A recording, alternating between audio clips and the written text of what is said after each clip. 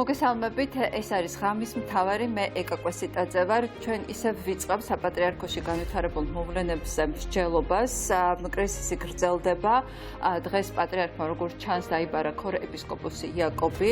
მათი შეხვედრა ძალიან ცოტა ხანს გაგრძელდა, რის შემდეგაც ცნობილი გახდა, რომ ქორეპისკოპოსი უკვე აღარ არის პატრიარქის ქორეპისკოპოსი, მას ასევე ჩამოართვეს თანამდებობა, რომელიც ეკავა საპატრიარქოში. ის იყო საკმაოდ გავლენიანი დეპარტამენტის ხელმძღვანელი, საფინანსო ეკონომიკური დეპარტამენტი, შესაბამისად მისი ძალაუფლება დღეიდან ის აღარ არის, რაც იყო. როგორ გაგრძელდება იაკობის ამბის, ასე ვთქვათ, ტრილოგია, უკვე მესამე ნაწილი რა იქნება, ამას მოგვიანებით შევეხებით ამ თემას. დღეს ჩვენ ვისაუბრებთ თუ როგორი კომენტარები გააკეთეს იაკობის განცხადებაზე. მან დღეს იგივე გაიმეორა, რაც გაიმეორა 2 დღის წინ, როდესაც იყო საუბარი იმაზე, რომ ხელისუფლების მაღალჩინოსნები გეგმავდნენ შეთქმულებას იმისათვის, რომ პატრიარქი ჩამოეშორებინა თავის თანამდებობას და მის მაგივრად მეუფე შიო აეყვანათ საპატრიარქო ტახტზე. ამაზე ცოტა მოგვიანებით ვისაუბრებთ. დღეს ასევე ჩვენ ნახეთ, მოვისმინეთ მეუფე იაკობის არანაკლებ სკანდალური განცხადება, როდესაც მან თქვა, რომ უჩა მამაცაშვილი და ყოფილი პროკურორი ფარცხალაძე ნიკოლეის შვილს, ყოფილი ნაციონალური მოძრაობის წევრს და საკმაოდ გავლენიან წევრს მორიგებას თავაზობდნენ და იმისათვის, რომ ხელშეუხებელი ყოფილიყო 15 მილიონს ითხოვდნენ ამაში. ამაზედაც ვილაპარაკებ ოდნავ მოგვიანებით, თუმცა დღეს მაინც მთავარი თემა იქნება, ერთ-ერთი მთავარი თემა ყოველ შემთხვევაში ის წერილი, რომლის გამოქვეყნებითაც დეკანოზი მამალაძე ციხიდან იმუქრება. სხვათა შორის საინტერესო დეტალია ის, რომ ჩვენმა ტელეკომპანიამ მოითხოვა ოფიციალურად სასჯელო აღსრულების დეპარტამენტისგან ჩვენი დაშვება, ჩვენი ტელეკომპანიის დაშვება და ინტერვიუს აღება მამალაძესთან. ესეთი პრაქტიკა უკვე დანერგილია, თვითონ იუსტიციის სამინისტრომ დანერგა და ამ პრაქტიკის განხორციელება მოხდა იმედის შემთხვევაში, როდესაც მათ საშუალება ჰქონდათ მჟავდებულებთან ჩაეწერათ ინტერვიუები და ეს სიუჟეტების შემდეგ იმედის კვირაში გასულიყო, თუმცა ეს პრაქტიკა არ გაგრძელდა ჩვენ ტელევიზიასთან მიმართებაში. ჩვენ უარი გვეთქვა დღეს წერილობით ჩვენი არხის საინფორმაციო სამსახურის უფროს ნოდარ მელაძეს უთხრეს, რომ მათ არ ექნებათ ჩვენ არ გვექნება საშუალება, რომ ჩვენი არხის ჟურნალისტი შევიდეს დეკანოს მამალაძესთან და მისგან ინტერვიუ აიღოს. ფაქტია, რომ ხელისუფლებას ამ ინტერვიუსი ეშინია და სანამ ჩვენ სტუმრებთან დავიწყებდეთ საუბარს და ესენი არიან აკაკი ბობოხიძე, თამარ კორძაია, ხატია დეკანოიძე, ასევე სანდრო ბარამიძე, ჩვენ შემოვიყვანთ ჩვენთან თორნიკე მამალაძეს, დეკანოზის ძმას და მისგან შევიტყობთ საინტერესო დეტალებს თუ რას გეგმავს დეკანოზი მომავალში. თორნიკე, მოგესალმებით.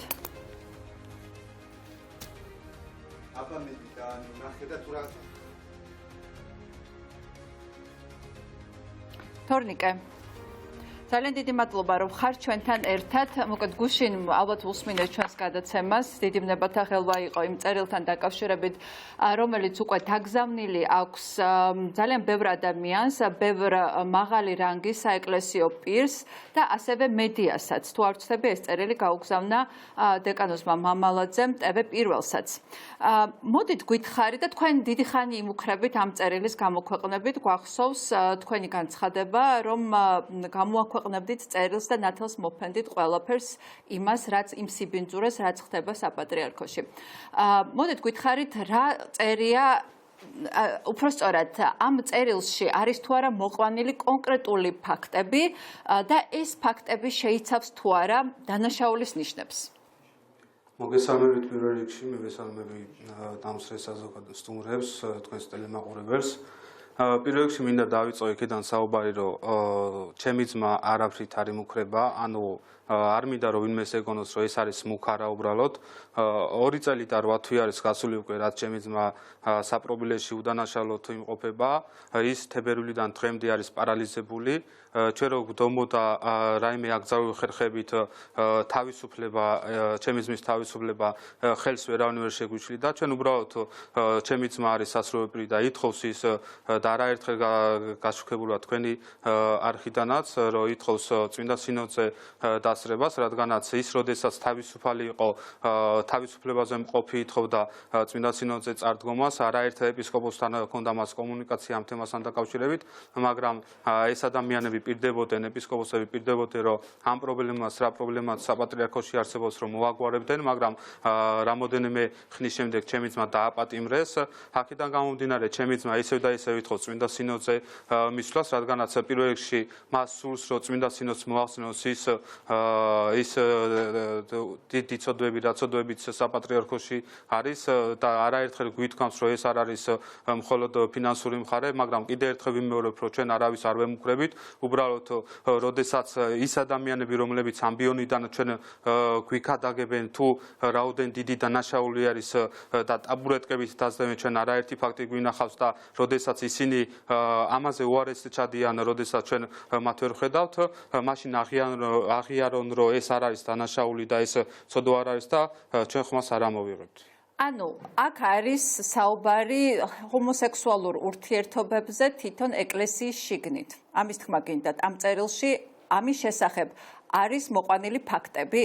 ნუ წერილში რა წერია მე შინაარს არ დავიჯერებ წერილი წაკითხული არ აქვს, იმიტომ რომ ამ წერილის გასაჯაროებით გამომდინარე იქიდან რომ მე ადრესატი არ ყოფილვარ, ადრესატი არის 4 წმინდა სინოდის წევრით და ამ ადამიანებს უნდა გითხოთ თუ რა წერია ამ წერილში, მაგრამ წერილს რო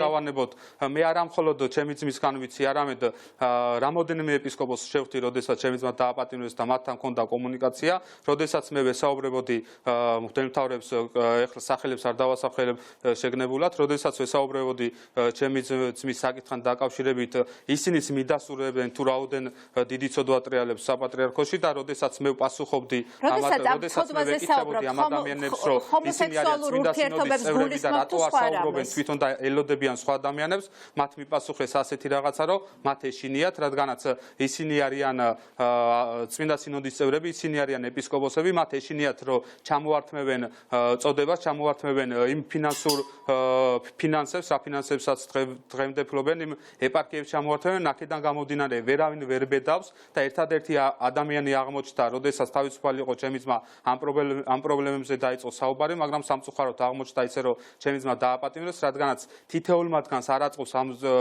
პრობლემების გაჟღერება, რადგანაც ისინი ამბობთ, რომ თქვენი ძმა ამ პრობლემებთან დაკავშირებით, რადგანაც ისინი არიან თავიანთ, ასე რომ ვთქვათ, სავარძლებში თბილად მოკალათებულები და თავს არ იწუხებენ. დღეს ჩვენ ვხედავთ, რომ ჩვენი ეკლესია თავზე გვინგრევა და აღება არც ერთ ეპისკოპოსს არ უნდა და ჩემი აზრით პასუხისმგებლობა დღეს რაც ეკლესიაში ხდება, რა თქმა უნდა, ეკისრება სრულიად საქართველოს კათოლიკოს პატრიარქს, რადგანაც ის არის საჭიროთმრობელი და დღესაც რომ მეუფე იაკოვის ესეთი სკანდალური განცხადებებიდან გამომდინარე და გავიგეთ, რომ საქართველოს პატრიარქი თბილისიდან გაემგზავრა თავი არის და ეს არის ჩემი აზრით ძალიან დიდი დანაშაული, რადგანაც ის არის უშუალოდ პასუხისმგებელი თითოეულ ქმედებაზე, რა ქმედებაც ხდება საქართველოს ეკლესიაში, აქედან გამომდინარე, მან უნდა მიიღოს გადამჭრელი ზომები, თუ არა და დაველოდო წმინდა სინოდი. თორნიკა, ჩემი გესმით? დიახ. ძალიან კარგი.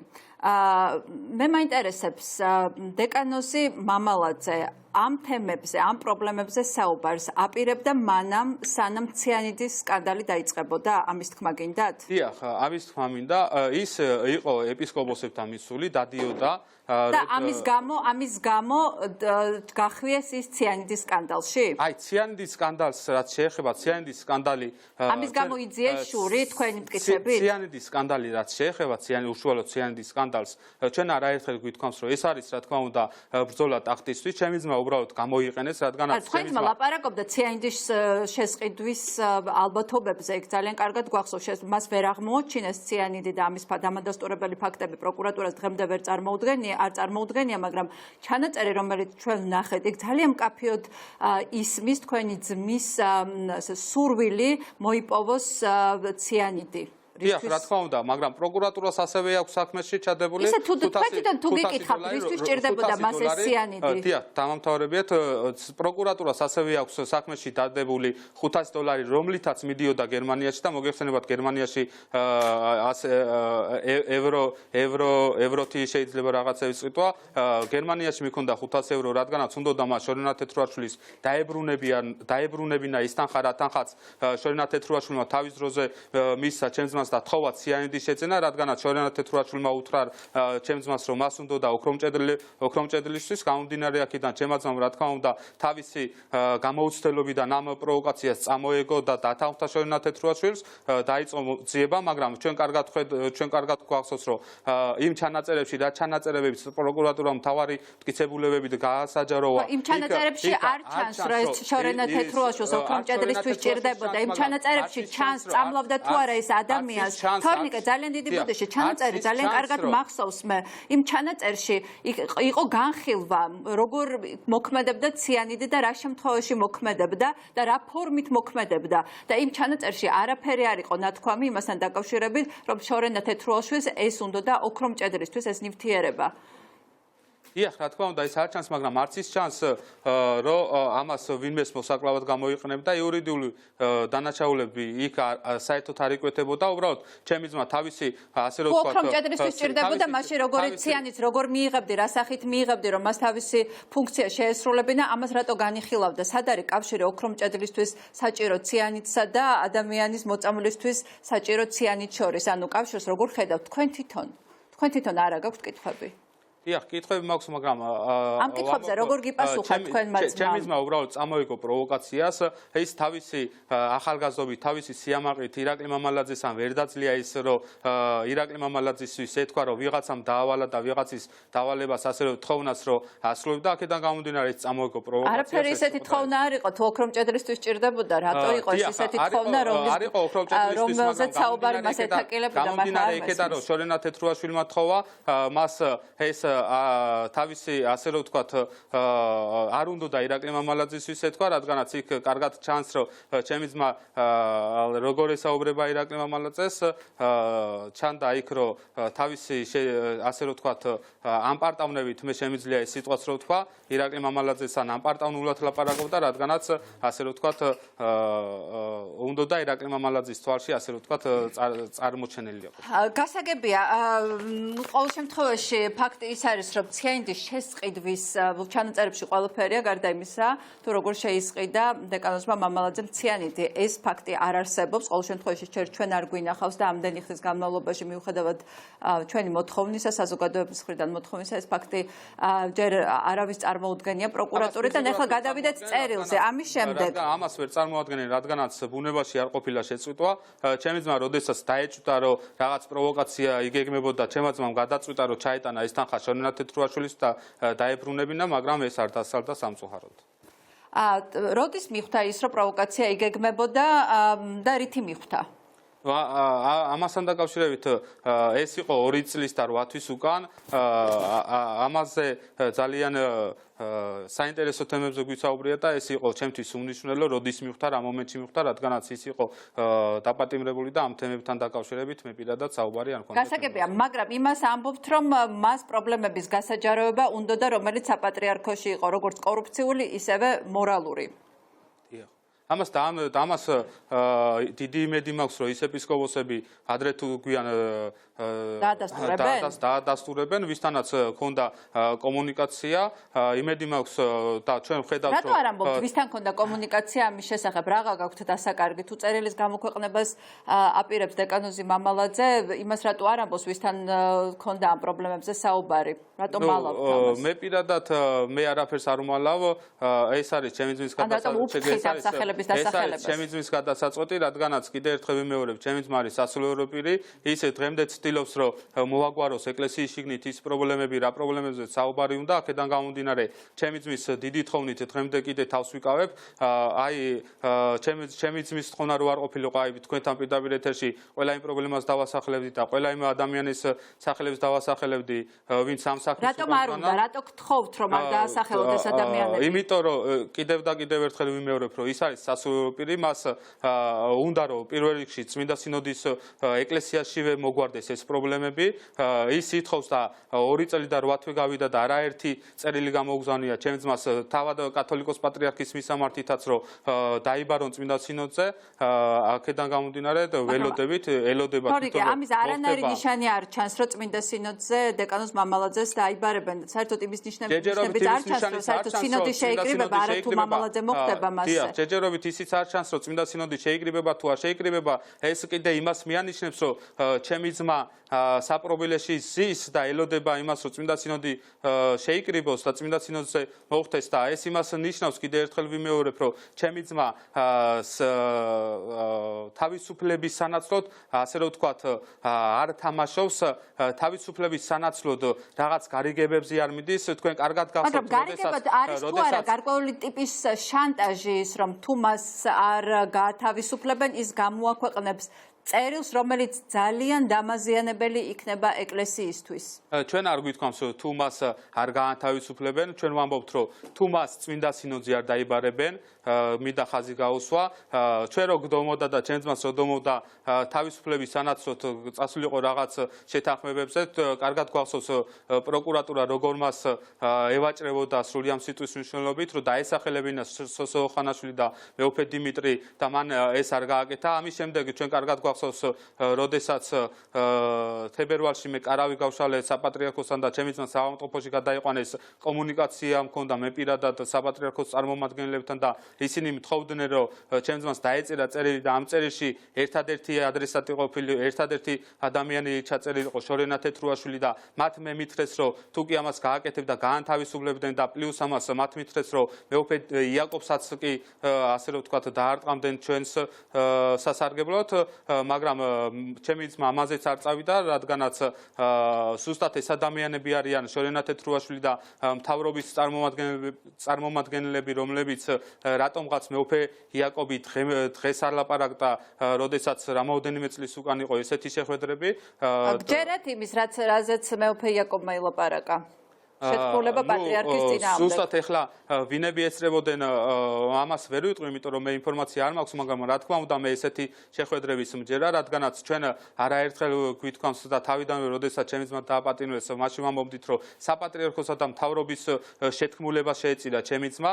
კონკრეტულად შემიძლია დავასახლო კვირიკაშვილი, რომელიც უშუალოდ ჩართული იყო ამ საქმეში და როდესაც ჩემს ძმას ოფიციალურად ბრალი შორენა თეთრუაშვილზე ჰქონდა წაყენებული და გამოვიდა და საზოგადოებას ამცნო რომ დიდ უბედურებას გადაარჩინა საზოგადოება და პატრიარქის სიკვდილი აღკვეცა. რა თქმა უნდა მე პირადად მჯერა, მაგრამ ამ შეთქმულებასა და ციანიდის სკანდალს შორის რა კავშირს ხედავ? თორნიკე, ამ შეთქმულებასა და ციანიდის სკანდალს შორის, იმიტომ რომ ეს იყო ციანიდის სკანდალამდე.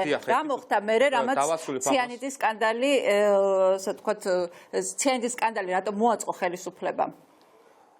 ციანიდის სკანდალი რატომ მოაწყო და პირველ რიგში ჩემი ძმა გამოიყენეს იმისათვის რომ მეუფე დიმიტრი ჩამოეშორებინათ, მათ სურთ ის იყო წინაღობა შიოსთვის იყო წინაღობა? შიოსი იყო თუ ვისი იყო თავიდან არ ვიცოდით, მაგრამ ეხლა აღმოჩნდა შიო ყოფილა. მათ სურთ ყველა ის პროდასავლური აზროვნების ეპისკოპოსები გაანეიტრალონ და რუსეთს ჩააბარონ და კიდევ მრავალი წლით ასე რომ ვთქვათ თავისი პატრიარქი დაჯდეს ქართულ ეკლესიაში. აქედან გამომდინარე მათ დაიწყეს ესეთი ოპერაცია, რომ ყველა პროდასავლური აზროვნების ეპისკოპოსები ჩამოშორებული ყოფილიყო ტახტისთვის ბრძოლაში. მოგეხსენებათ იმ დროისთვის, როდესაც ციანიდის საქმე მოხდა, ერთ-ერთი ძლიერი ფიგურა იყო მეუფე დიმიტრი და აქედან გამომდინარე მის გასანეიტრალებლად მოხდა ეს და თქვენი ძმა უბრალოდ აღმოჩნდა მსხვერპლი ამ სიტუაციის. ჩვენ თავიდანვე ვამბობდით რომ თითოეული ადამიანი შემოუბრუნდებოდა ბუმერანგივით ეს ბოროტის საქმე დაგეგმილი და ჩვენ ხედავთ რომ უკვე მეუფე იაკობიც ალაპარაკდა, მაგრამ მე მისი გულწრფელობის ამჯერა, თუ ის რა ნაწილში არ გჯერათ გულწრფელობის, რომ ის ამბობს, რომ შეთქმულება მზადდებოდა თუ სხვა ნაწილში? აი, შეთქმულება მზადდებოდა, მე კიდევ ერთხელ ვიმეორებ, რომ შეთქმულებები ლოგიკურად ხო კავშირს ხედავთ ხო ამ ორ ამბავს შორის? ვიმეორებ, რომ ლოგიკურად შეთქმულებები იყო და ამას მოწმობს სიანდის საქმეც. მეუფე იაკობის იმის ამჯერა, რომ მეუფე იაკობი იყო იმ დროისათვის სუსტად ჩართული ეგრეთ წოდებული სიანდის საქმესთან, თუ ის გამოვა და აღიარებს ამ მძიმე დანაშაულს, რა თქმა უნდა, მისი გულწრფელობის მაშინ დავიჯერებ, ის უბრალოდ ჩემი შეხედულებით ის მას იმ დროისთვის დაპირდნენ რაღაც თანამდებობებს და მთავრობამაც ასე რომ ვთქვათ გადააგდო და თავისთავად საპატრიარქომაც გადააგდო, აქედან გამომდინარე ის დარჩა მარტო და ამიტომ ალაპარაკდა, ამიტომ ამჯერავს მე მისი გულწრფელობის, თუ ის გამოვა და ღიად ყველაფერს აღიარებს და მის დანაშაულს აღიარებს ეგრეთ წოდებულ სიანდის საქმესთან დაკავშირებით, რა თქმა უნდა, ამის შემდეგ დავიჯერებ მის გულწრფელობას. თორნიკე, უკვე დიდი ხანია გვესმის ამ წერილის, ცნობილი წერილის შესახებ. თქვენც მათ შორის ამბობდით დაახლოებით 2 თვის წინ, ანუ სექტემბრის დასაწყისში თუ სწორად მახსოვს, რომ ამ წერილს გაასაჯაროებდით. მუდმივად იდება გასაჯაროება ამ წერილის. ეხლა თქვით, რომ ისევ ელოდებით სინოდის მოწვევას, სადაც შესაძლებლობა ექნება დეკანოს მამალაძეს წარსდგეს. თუ გჯერათ ამის შესაძლებლობის და რას ელოდებით, ან რატომ არის ეს მუდმივი რაღაც შანტაჟი დაემსგავს, აი წერილს გამოვაქვეყნებ, შემდეგ გაჩუმდებით, შემდეგ ისევ წერილის თემა ხელახლა ამოტივტივდება, აი რას ელოდებით, რა მომენტს ელოდებით და რატომ არის რა ცოდნას მივიღებთ ეკლესიის შესახებ ამ წერილიდან ისეთი, რაც საზოგადოებისთვის იქნება მნიშვნელოვანი, რაღაც ფასეულს წარმოადგენს და სიკეთე იქნება საზოგადოებისთვის რომლის გაგებაც რო. დიახ, აი მე პოსტი როდესაც დავწერე თქვენ რომ აღნიშნეთ ეს იყო აგვისტოში და მე დავაანონსე სექტემბერი, რადგანაც წინა საგაზაფხულო სინოდი არ ჩატარებულა და დიდი იმედი მქონდა რომ სექტემბერში უნდა ჩატარებული იყო და ამიტომ სექტემბერი დავასახელე, მაგრამ სამწუხაროდ ეს სექტემბერიც ასე რომ ვთქვათ გადაიდო, ოქტომბერიც გადაიდო, წმინდა სინოდი არ ტარდება, ამიტომაც მე მქონდა დიდი იმედი რომ ჩატარდებოდა სექტემბერში და ამიტომ დავაანონსე სექტემბერი და იმედი მქონდა რომ იმ სინოდზე, რომელიც არ ჩატარებულა, დაგვიბარებდნენ და მოხდებოდა მხილება. მხილება ეს არ არის, არც მუქარ არ არის, არც ცოდვა არ არის მხილება. მხილება არის აუცილებელი. ჩვენ ისტორიის, ეკლესიის ისტორიიდან გამომდინარე, ძალიან ბევრი ფაქტი გვაქვს, რომ არაერთი ადამიანები ამხელენ თუნდაც სასრულო პირებს, აქედან გამომდინარე, ისინიც ადამიანები არიან და შეცდომები მათაც მოსდით, მაგრამ შეცდომების აღიარება უნდა ისწავლონ და ის თანამდებობები, რა თანამდებობებიც დღეს საპატრიარქოში უკავიათ გამომდინარე იქიდან რაც ცუდ საქმეებს ჩადიან, აუცილებლად უნდა დატოვონ და შეინანონ. თორნიკე, ამ წერილში კიდე ერთხელ მიუბრუნდები, არის მხოლოდ რაღაცა ჭორად მოყოლილი ამბები, თუ არის ფაქტები, ანუ არ მაქვს ხელთ, მე არ ვიყავი რაღაცა როდის მივა ეს საქმე ფინალამდე, რაღაცა გამოაგზავნა ჩემაცამ, გაუგზავნა 4 ეპისკოპოსს, მე ფიზიკურად ხელში არ მექნებოდა, მე მახსოვს მეუფე დიმიტრიმ თავის დროზე, როდესაც ეს წერილი მიიღო და ამ წერილთან დაკავშირებით დაიწყეს მithქმა-მოთქმა, მეუფე დიმიტრი პრესკონფერენცია ჩაატარა და მან თქვა, რომ აუცილებლად გავიტან წმინდა სინოდზე, მაგრამ რატომღაც დღემდე დუმს ეს ადამიანი დიმიტრი, ანუ საერთოდ გაჩუმდა დიმიტრი, საერთოდ დაიკარგა, ის აღარ ჩანს არსად. დიმიტრი გაჩუმდა, დიმიტრი რატო გაჩუმდა, ეს კიდე ცალკე საკითხია. ჩვენ კარგად გვახსოვს, როდესაც კვირიკაშვილი, თავდაპირველად როდესაც ჩემი ძმა დააპატიმრეს დიმიტრი, მეუფე დიმიტრიზე და სოსოხანაშვილზე მიანიშნებდა, რომ ამ ადამიანებზე დაედო ხელი და ეთქვა, ვითომდაც შემკვეთები ეს ადამიანები იყვნენ და ჩემს ძმას ასე ეუბნებოდნენ, რომ გაანთავისუფლებდნენ, რაზეც არ წავიდა. ამის შემდეგ ჩვენ დავინახეთ, როდესაც სოსოხანაშვილი გამოვიდა საპატრიარქოს ეზოდან ჟურნალისტებთან და მანაც იგივე თქვა, რომ ხვალ ან ზეგ ყველაფერს ვიტყვი, ყველაფერს ფარდას აღვთიო. ამის შემდეგ ჩვენ ხედავთ, რომ ღამის 12 საათზე კვირიკაშვილი ჩადის მეუფე დიმიტრისა რეზიდენციასთან და არაოფიციალურ შეხვედრას აკეთებს და მეორე დღეს, მესამე დღეს უფრო სწორად სოსოხანაშვილი ტოვებს საქართველოს და მეუფე დიმიტრი საერთოდ ჩვენთან კომუნიკაციას ყვეს, ეს იმას მიანიშნებს, რომ იქაც მოხდა შეთანხმება, რა თქმა უნდა, ჩემი აზრით კვირიკაშვილმა ასე რომ ვთქვათ, გააჩუმა, რა თქმა უნდა, გააჩუმა ჩემი აზრით, იქ შეიძლება რა ბერკეტით, როგორი მოქმედა მასზე, აი გეტყვით, დღესაც მიმდინარეობს სხვათა შორის გამოძიება არ არის დასრულებული, ჯგუფურად აი ამ ციანეთის დანაშაულთან დაკავშირებით ჯგუფურად დღესაც მიდის გამოძიება, იმ ჯგუფში მოიაზრება მეუფე დიმიტრი, სოსო ხანაშვილი და ტარაშავშიშვილი, აქედან გამომდინარე კვირიკაშვილი ჩავიდა მეუფე დიმიტრისთან და ჩემი აზრით დაემუქრა რომ რითი შეიძლება და დამუქრებოდა მეუფე დიმიტრის კვირიკაშვილი. იმიტომ რომ ელემენტარულად აი რითი შეუძლია დაემუქრონ ხელისუფლების საერო პირებს საერო დაჭერით, იმიტომ რომ ჩემი ძმა თავდაპირველად კარგად გვახსოვს რომ ციანეთის სკანდალში ისიც აღმოჩნდებოდა ფიგურანტი. პროკურატურა პირველ რიგში ჩემ ძმას ეუბნებოდა რომ მეუფე დიმიტრი დაესახელებინა, ლოგიკურადაც რო ვიმშელოთ, თუ კი ჩემ ძმას თუ კი დაუშვათ დიდი ალბათობით ვთქვათ, ჩემ ძმას უნდა პატრიარქის მოწამვლა და მოკლა, ელემენტარულად კითხვა ისმის რისთვის უნდა ის როგორც სასულიერო წოდებიდან გამომდინარე, როგორც თანამდებობრივად საპატრიარქოში ის იყო უმაღლეს საფეხურზე, მას ფიზიკურად ვერ შეეძლო ამის იქე წასვლა, ელემენტარულად, მაშინ შეურაცხადი უნდა იყოს ადამიანი, როდესაც უმიზეზოდ ადამიანს კლავ, ხო? უწმინდესთან პატრიარქთან იმას мотиваცია უნდა კონდეს აუცილებლად როგორც დანაშაულს ჩადის. და აი ზუსტად ეს მიანიშნებს იმაზე, რომ კვირიკაშვილი ჩავიდა და მეუფე დიმიტრის ჩემი აზრით დაემუქრა, რომ მამალაძეს დაგიკავშირებთ თქვენ, იმიტომ რომ მეუფე დიმიტრი შეეძლო კიდე უფრო წინსვლა. კი, მეუფე დიმიტრი განიხილებოდა როგორც პოტენციური მემკვიდრე, კი ბატონო.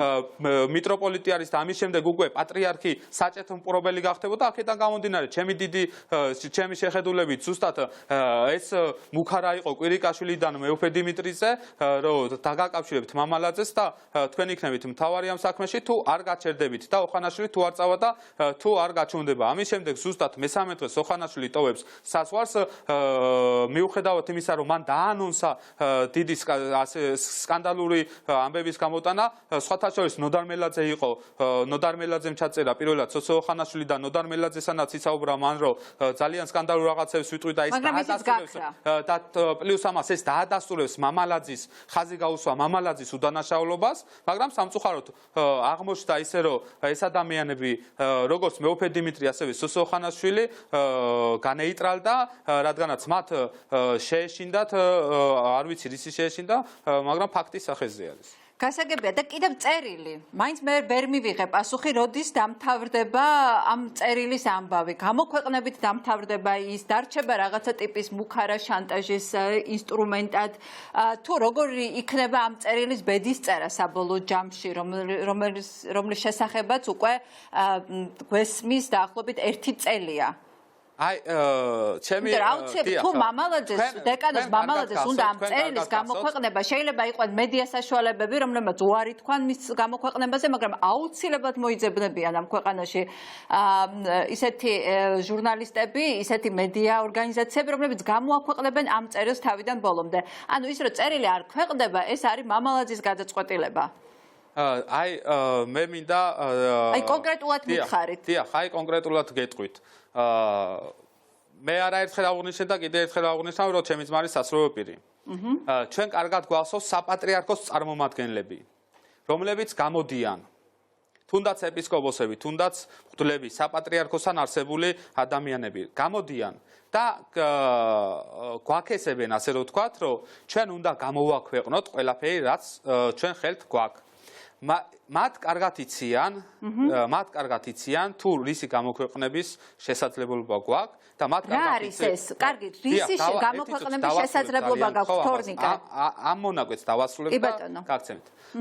ზუსტად ეს ამ ადამიანებს უნდათ, ზუსტად საპატრიარქოში მყოფ ადამიანებს, საპატრიარქოში მყოფ ეპისკოპოსებს უნდათ, რომ ჩვენ ეს ყველაფერი ასე რომ ვთქვათ, ღიად გავასაჯაროთ, რადგანაც ეს ადამიანები არიან პირველ რიგში რიგში საქართველოს ეკლესიის მტრები, რადგანაც მათ იციან ზუსტად რომ ჩვენ ასე რომ ვთქვათ, ჩემს ძმას რა ინფორმაციებიც აქვს და გვაქეცებენ რომ საჯაროდ ხილება მოხდეს ამ ყველაფრის, რადგანაც ესენი არიან ჩანერგილი რუსეთის მიერ, მათ უნდათ რომ ჩვენი ქართული ეკლესია იყოს დამხობილი, მაგრამ კიდე ერთხელ ვიმეორებ რომ ჩემი ძმარის სასურველი პირი, ჩემი ძმარის მართლმადიდებელი ქართველი სასურველი პირი და პირველ რიგში მას სურს რომ მოხდეს წმინდა სინოდზე განხილვა, რადგანაც მაგრამ ეს არ მოხდება, თორნიკე, თვითონაც კარგად თქვენც ხომ კარგად იცით რომ ეს არ მოხდება, ეს არის утоპია, რომ სინოდი მოიწვიონ, სინოდისაც არ იწვევენ და მასზე მიიწვიონ, ამ სინოდის ხდომაზე მიიწვიონ მამალაძე. ანუ ეს კითხვას მე დავსვამ, თქვენ დარწმუნებული იყავით რომ მეუფე იაკობი გამოვიდოდა და ამ ყველაფერს იტყოდა?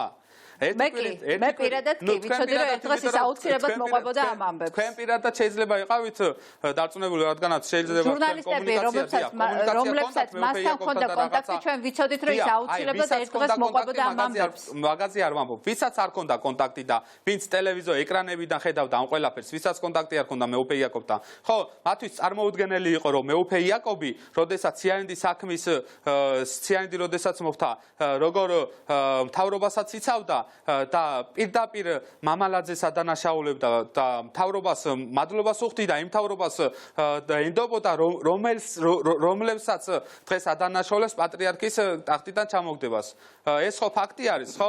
ჩვენ არ ვიცით ხალხაზე რა იქნება. თქვენთვის ეს утоპია არ არის, რომ სინოდი შეიძლება მოიწვიონ და მასზე დასწრების საშუალება მიეცეს დეკანოს მამალაძეს. მე პირადად მაქვს იმედი, ის ადამიანები, ვინც შეიძლება დღეს ეკრანებზე არ ჩანან, მაგრამ არიან ძალიან ასე რომ ვთქვათ ღირსეული მღვდელმთავრები, იმედი მაქვს, რომ ისინი ამოიღებენ ხმას და მოხდება წმინდა სინოდის შეკრება და ამ წმინდა სინოდზე ის ღირსეული მღვდელმთავრები მოითხოვენ ჩემი ძმის მიყვანას და დაკითხვას და დაველოდოთ აი ამ ფაქტს. და აქამდე წერეს არ გამოაქვეყნებთ. ჯერ სინოდი არ ჩატარებულა და დაველოდოთ წმინდა სინოდი ჩატარებას და სინოდი ჩატარდა, მაგრამ ასე არ მიიწვიეს დეკანოზი მამალაძე. სინოდი თუ არ ჩატარდება, თქვენ მომიწვიეთ და ამის შემდეგ არა, მე არ ვიცი, ხო სინოდი შეიძლება დიდი ხანს არ ჩატარდეს და თქვენ შეიძლება თქვათ რომ გაქვთ მაინც ამის იმედი, ხო ეს შეიძლება დაუსრულებლად გაგრძელდეს. არა, ამაზე დამეთანხმდეთ ერთი წამი, ჯერ ეს თემა დავასრულოთ. ანუ სინოდი შეიძლება თქვა რომ წლის ბოლომდე აუცილებლად ჩატარდება. კარგით, ესე იგი წლის ბოლომდე თქვენ ელოდებით და თუ არ ჩატარდა წლის ბოლომდე და თუ არ იქნა მიწვეული მასზე, ანუ თუ ჩატარდა, მაგრამ მასზე არ იქნა მიწვეული დეკანოზი მამალაძე, თქვენ ამას არ მიიჩნევთ განუხორციელებელ ამოცანად, ამ შემთხვევაში გამოაქვეყნებთ წერილს? აი წერილთან დაკავშირებით რომ წერილს ვეხებით, აი ეს წერილის მეშვეობით მოხდება, სატელეფონო კომუნიკაციის მეშვეობით მოხდება. იმიტომ რომ დეკანოზმა თქვა რომ ჟურნალისტებთან ის იტყვის ყველაფერს. დიახ, ჟურნალისტებთან კი იტყვის, მაგრამ თქვენ აი დასაწყისში მონოლოგში წაიკითხეთ რომ ნოდარ მელაძეს არ მიცეს უფლება და ეხლა მე ძალით ვერ შევიყვან საპრობილეში ჟურნალისტებს და შეიძლება რომელიმე ეპისკოპოსი შევიდეს, რომელიმე სასურველი პირი შევიდეს და მას დააბაროს თქვათ წმინდა სინოდზეც, ზუსტად ვერ გეტყვით, მაგრამ დაველოდოთ წმინდა სინოდის ჩატარებას.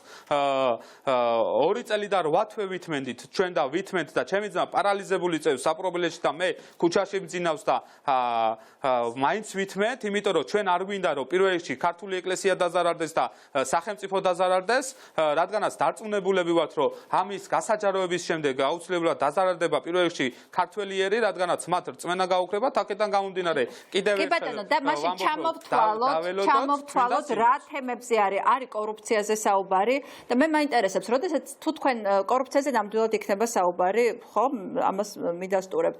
ამ კორუფციის იქით და რაღაცა კრიმინალური გარიგებების იქით, თუ არის საუბარი ჰომოსექსუალურ ურთიერთობებზე, როგორც გავიგეთ, რომ ამის შესახებ არის ამ წერილში საუბარი, ეს რატომ არის მნიშვნელოვანი საზოგადოებისთვის, ანუ ადამიანების პირადი ცხოვრების შესახებ, თუნდაც ეს იყვნენ საეკლესიო პირები, ჩვენ საერო პირებმა რატომ უნდა გავიგოთ და რატომ უნდა დავიწყოთ ამაზე მსჯელობა, თუ ეს არ შეიცავს დანაშაულის ნიშნებს, ანუ აქ არ არის ლაპარაკი სექსუალურ ძალადობაზე და არ არის რასაკვირველია ლაპარაკი პედოფილიაზე. თუ მხოლოდ ნებაყოფლობით ჰომოსექსუალურ კავშირზეა საუბარი, რატომ არის მნიშვნელოვანი, რომ ჩვენ ამის შესახებ ვიცოდეთ? დიახ, აი მე გეტყვით მაგაზე მოკლედ გიპასუხებთ. ეკლესია ზოგადად თუნდაც მე პირადად მართალი გითხრათ, მე პირადად არ მაინტერესებს, უბრალოდ მე ეხლა ვარ ჩართული რადგანაც ჩემი ძმარის საპრობილეში და მე ვცდილობ რომ პარალიზებული ჩემი ძმა ასე რომ ვთქვათ გადავარჩინო პირველ რიგში სიცოცხლეს და უმკუნალო და ამიტომაც ვარ ჩართული ამ საქმეში. მე პირადად როგორც რიგით მოქალაქეც სულ არ მაინტერესებს ვინ ვის ანწევს და ვინ რას აკეთებს. მაგრამ უნდა იყოს ამის შესახებ წერილში მოთხრობილი. დიახ, თუ კი ვიმეორებ, თუ კი არ მოხდება წმინდა სინოდზე და იმის თქმა მინდოდა რომ ეკლესია ვთქვათ ჰომოსექსუალიზმს ცოდვად მიიჩნევს, ასე არის და თუ კი არ მოხდება ჩემი ძმის წმინდა სინოდზე დაბარება და გამოკითხვა, უბრალოდ ეს არის საჯაროთო მხილება, ეს არის უბრალოდ ალტერნატიული გზა რომ იმ წმინდა სინოდის წევრებმა გაიგონ, რომლებიც წმინდა სინოდში რიცხებიან. გასაგებია თუ ესე იგი სინოდზე ეს თემა არ იქნა განხილული, ამის შემდეგ ის საჯარო გახდება, მიუხედავად იმისა თუ რა სიკეთეს მოუტანს ეს საზოგადოებას. ასე დავასრულოთ, ანუ ეს არის შეჯამება? თორნიკა, გესმით ჩემი? დიახ. ანუ თუ კიდევ ერთხელ რომ შევაჯამოთ და დავასრულოთ, თუ წმინდა სინოდზე დეკანოს მამალაძეს ამის თქმის ამ მხილების საშუალება არ ექნება იმის თუ რაც ხდება ეკლესიის შიგნით, მაშინ ის გასაჯაროვდება, მიუხედავად იმისა, იქნება თუ არა ეს საზოგადო სიკეთე მოგვიტანს თუ არა ამ ამბის გასაჯაროება. ჩემი ძმა, მოკლედ გიპასუხებთ. მოკლედ ვიპასუხებ და დავასრულოთ. ჩემი ძმა თავისუფალი იყო 2 წლის და 8 თვის უკან, მაგრამ ის არ გამოსულა, ის ცდილობდა კიდევ და კიდევ ერთხელ მეორებ. შიგნით მოგვარებული იყო 2 წელი და 8 თვეს ის საპრობილეში და ამ თემაზე საჯაროდ ისევ და ისევ არ საუბრობს და კიდე ჩემი ძმა მეც მთხოვს და ამის დამადასტურებელი ნიშნებისა მე როდესაც დავიწყე ამ თემებზე საუბარი, მან არაერთ ეპისკოპოსს მიწერა და თხოვა რომ მე დამლაპარაკებოდა, წერილებიც მიწერა არაერთ ეპისკოპოსს და მინდა ხაზი გაუსვა რომ ეს ეპისკოპოსი არ არის მეუფე პეტრე, რომ ვინმე მე შემდეგ არის საუბროს მეუფე პეტრესთან აქვთ კომუნიკაციაო, სხვა ეპისკოპოსებს გულისხმობ, მიწერა ჩემმა ძმამ და თხოვა ამ ეპისკოპოსებს რომ ისინი დამლაპარაკებოდნენ რომ მე გავჩერებულიყავი, რადგანაც ჩემ ძმას სურს რომ ეს პრობლემა მოგვარდეს ეკლესიაშივე. კი ბატონო, ძალიან დიდი მადლობა რომ იყავით ჩვენთან ერთად. ეს იყო თორნიკე მამალაძე, დეკანოს მამალაძისმა. დიდი მადლობა და ვნახოთ როგორ განვითარდება მოვლენები წლის ბოლომდე, შეიკრიბება თუ არა სინოდი და დაესწრება თუ არა, მისცემენ თუ არა დეკანოს მამალაძეს სინოდზე დასწრების საშუალებას. პირადად მე ნამდვილად მგონია ეს უტოპია, მაგრამ ყველაფერი ხდება, ვნახოთ. ხო, შეიძლება ბევრი არ ელოდა იმას, რაც მეუფე იაკობმა თქვა, ამის შესახებაც ვისაუბრებთ, თუმცა მანამდე სანამ იაკობის მიერ მოყოლილ ამბებზე, რომელსაც ჯერჯერობით მტკიცებულებები და ფაქტები არ ახლავს ვისაუბრებდეთ, თუმცა არის ძალიან სერიოზული დანაშაულის ნიშნები შეიცავს და რატომ არ იწყებს ამის შესახებ გამოძიებას პროკურატურა ძალიან უცნაურია, თუმცა გასაგებია, იმიტომ რომ მაღალჩინოსნები, ყველაზე მაღალი რანგის ჩინოვნიკები მონაწილეობდნენ ამ ამბავში, სავარაუდოდ როგორც მეუფე იაკობი ამბობს, მანამდე ჩემს სტუმრებს მინდა ვკითხო ამ წერილის შესახებ და მისი გამოქვეყნების აუცილებლობის შესახებ. ხატია, მოგესალმებით და კაკო ასევე შემოგვიერთება სანდრო ბარამიძე და თამარ კორძაიაც. ჯერ ამ წერილის ამბებს გავიგოთ. მოდით თამარ კორძაიადან დავიწყოთ, იმიტომ რომ ის გამოირჩეოდა ყოველთვის რესპუბლიკური პარტია თავის ძალიან მკაფიო პოზიციით საპატრიარქოს მიმართ და ეს პოზიცია იყო უკიდურესად კრიტიკული, ისეთი, რომელიც ჯერ არ ახსოვს ქართულ პოლიტიკურ სპექტრს. თამარ, მოგესალმებით, ძალიან დიდი მადლობა რომ ხარ ჩვენთან ერთად.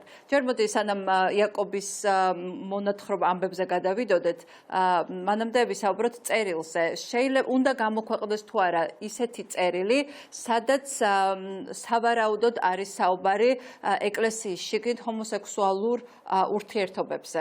მღვდლებს შორის. მოგესალმებით ეკა. მინდა გითხრათ, რომ იმდენად მძიმე ვითარება, რომ ერთადერთი გამოსავალი ამ ვითარებიდან არის ილუსტრაცია. ღიად ლაპარაკი ყველა იმ პრობლემაზე, რაც არსებობს, როგორც სასულიერო ხელისუფლებაში, ასე საერო ხელისუფლებაში. ვფიქრობ, რომ ერთადერთი გზა, რომელიც სახელმწიფოებრიობის გადარჩენამდე მიდის, არის სწორედ გამჭვირვალობა და სიმართლეზე ლაპარაკი, სიმართლეზე საუბარი. მაგრამ ღდლების პირადი ცხოვრება რატომ არის ამ სიმართლის ნაწილი? თქვენ თორნიკეს გითხეთ და აუცილებლად გიპასუხებთ ამაზე, მაგრამ იქამდე მინდა ერთ დეტალზე, ერთ ძალნიშნულ. რეალობა არის ასეთი, რომ ჩემს თვალწინ, ახლა ყველას თქვენი მაყურებლის თვალწინ, ჩვენ ვიყავით სამოქალაქო გმირობის შემსწრე, იმიტომ რომ ერთი ადამიანი ამ ხელს ყველას და დღეს მან თქვა, რომ თავად იაკობი გარეული იყო ციანიდის საქმეში, ისიც ამხილა დანაშაულში, ყველა ერთმანეთს დანაშაულში ამხელს და ეს უნდა მივიდეს ეს პროცესი ბოლომდე აუცილებლად. და გავიგოთ სიამდვილეში მართლაც რა შევხედეთ ცოტა ფართოდ ხო მოვლენებს, ჩვენ დღეს ვართ უპრეცედენტო კიბერშეტევის შემსწრე ქვეყანაში. პრინციპში ჩვენ სამოქალაქო უსაფრთხოება ჩვენს ქვეყანაში არ არსებობს, არც ერთი მოქალაქე დაცული არა ვართ. რა გარანტია გვაქვს, როდესაც სასამართლო სისტემაში შეაღწიეს ჰაკერებმა და ხვალ ვიღაცა არ დადებს თუნდაც მამალაძის საქმის დეტალებს, რომელიღაც ელექტრონულ სივრცეში ფარულად. ამიტომ არ შეიძლება მივენდოთ ამ შემთხვევაში ხელისუფლებას და ვენდოთ მის გამოძიებას. თქვენ ფიქრობთ, რომ შეიძლება ფარული ვიდეოების გამოქვეყნება დაიწყოს? მე ვერ გამომრიცხავ ამას, იმიტომ რომ პარალელურად ჩვენ ასეთ კატასტროფულ სკანდალებს უსმისმენთ, ერთმანეთის ბრალდებებს და სახელმწიფო უსაფრთხოება სრულად ნულზეა. 2000-ზე მეტი, ასე ვთქვათ, ვებგვერდი დაიჰაკა, კაცი შულმა არ იცის, რა მონაცემებია წაღებული, რა ტიპის შანტაჟი დაიწყება ამ ქვეყანაში და ამ ფონზე ეხლა ჩვენ ვლაპარაკობთ, წერილი უნდა გამოქვეყნდეს თუ არა? რა თქმა უნდა გამოქვეყნდეს. ეხლა მეორე მხარე ამ წერილის გამოქვეყნდეს მანამ სანამ ის სინოდზე იქნება განხილული? რა თქმა უნდა, ჩემი აზრით დრო აღარ ითმენს. რეალური საფრთხის წინაშე ვართ, ყველანაირი საფრთხე გვემუქრება, საგარეო, საშინაო, იმიტომ რომ მე ვფიქრობ, რომ კიდე სერიოზულად არ აღვიქომთ იმას, რაც დღეს მოხდა ჰაკერული თავდასხმის სახით. არ ვიცით ხვალ ეს რა შედეგებს მოგვიტანს ქვეყანაში. მაგრამ ამ ყველაფერში ადამიანების პირადი ცხოვრება არ აქვს ამას მნიშვნელობა. ისინი არიან მგლები, საერო პირები.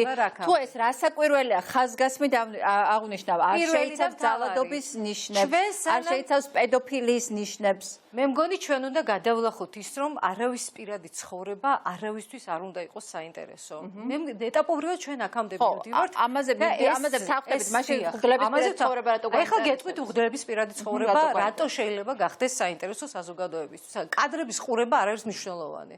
თავისთავად უკვე რაც ხდება, ეს არის ტრაგედია საეკლესიო ხელისუფლებისათვის. ამიტომ აწი ჩემისთან ადამიანისთვის გინდა ილაპარაკონ კადრები არსებობს თუ არ არსებობს და რომელი მღვდელია. მთავარია ის არის რომ გაჟონა ინფორმაციამ რომ მსგავსი ტიპის ქმედებები არსებობს. ეხლა რატომ არის საზოგადოებრივად მნიშვნელოვანი? ჩვენ როდესაც ვლაპარაკობთ მორალზე და ზოგადად ფილოსოფიურ გაგებაზე მორალის, გასაგებია რომ კანონი არაფერ შუაში არ არის. მაგრამ რელიგიური მორალი სამართლებრივი განზომილებაა. და ამიტომ ჩვენთვის ეს ძალიან მნიშვნელოვანი საკითხია. რელიგიური მორალით ჩვენი ეკლესია ჩივის და მაგალითად ქალბატონო ეკა თუ არ მოეწონება თქვენი გამოსვლა დღეს ეთერში ან ჩემი გამოსვლა, წავად და სასამართლოში იჩივრებს, რომ ესა თუ ის გამოსვლა გამოხატვა ეწინააღმდეგება რელიგიურ მორალს და შეგვიზღუდავს. ჯერაჯერო არა, უკაცრავად, აი ეს საქმე რელიგიური მორალის თემა იყო, მეტი არაფერი და რა ახატია ხელ პრეზერვატივს, მაინც და მაინც საინტერესო არ უნდა იყოს ამ ვითარებაში სასულიერო პირებისათვის, რაც იქ ხდება. მეორე საკითხი, რელიგიური მორალით დღეს ჩვენი სასულიერო პირები დღეს არა უკვე რამდენიმე ათეულობით წლებია ებრძვიან თანასწორობას ამ ქვეყანაში. ებრძვიან პროგრესს. ანუ სხვას ჩაგრავენ და ეუბნებიან რომ შენ თუ ჰომოსექსუალი ხარ, შენ არა ხარ თანასწორი და ქუჩაში არ უნდა გამოხვიდე და ხმა არ უნდა ამოიღო. და ასეთ ვითარებაში თუ თვითონ აკეთებს ამას, რა თქმა უნდა ვიცოდე, იმიტომ რომ ჩაგვრელია და არ აქვს უფლება დამჩაგროს და არ არსებობს სფერო, სადაც ჩვენი საპატრიარქო რელიგიური მორალით არ ერევა. ის აფერხებს პოლიტიკურ გადაწყვეტილებებს. არ დაგვავიწყდეს, რომ რელიგიური მორალით ებრძოდა დისკრიმინაციის წინააღმდეგ მიღებულ კანონს.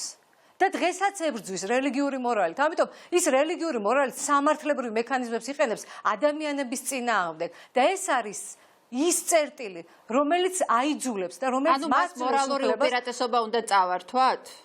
რა თქმა უნდა, მას არ აქვს უფლება. არ კონდეს ამის შემდეგ. რა თქმა უნდა, ამ რელიგიური მორალით რაც უნდა ისაკეთოს საერო ცხოვრებაში ჩაერიოს? დიახ, ბატონმა თორნიკემაც მშვენივრად ილაპარაკა იმაზე, რომ რელიგიურად ეს ცოდვა და თვითონ თუ ჩადის რელიგიურ ცოდვას, მაშინ მე ნუ ჩაგრავს. ეს არის უბრალოდ სიმართლე უნდა ითქვას, მეტ ის კი არა რომ დევნით, ან მას მორალურად განვიკითხავთ ხვალ. ამას როგორ არის ადამიანი, რომელიც არის მძევალი დღეს, როგორც ეკლესიის, ისე ხელისუფლების, ან მათი ერთობლივი გარიგების, ეს ადამიანი არის ძალიან მძიმე მდგომარეობაში, მას შეიძლება ქონდეს შურისძიების მოტივი, რატო უნდა ვენდოთ ამ ადამიანის ამბობ რომ კადრები არ უნდა ვნახოთ ხო ამაზე უნდა შევთანხმდეთ ხო ვინც არ უნდა იყოს ის და რა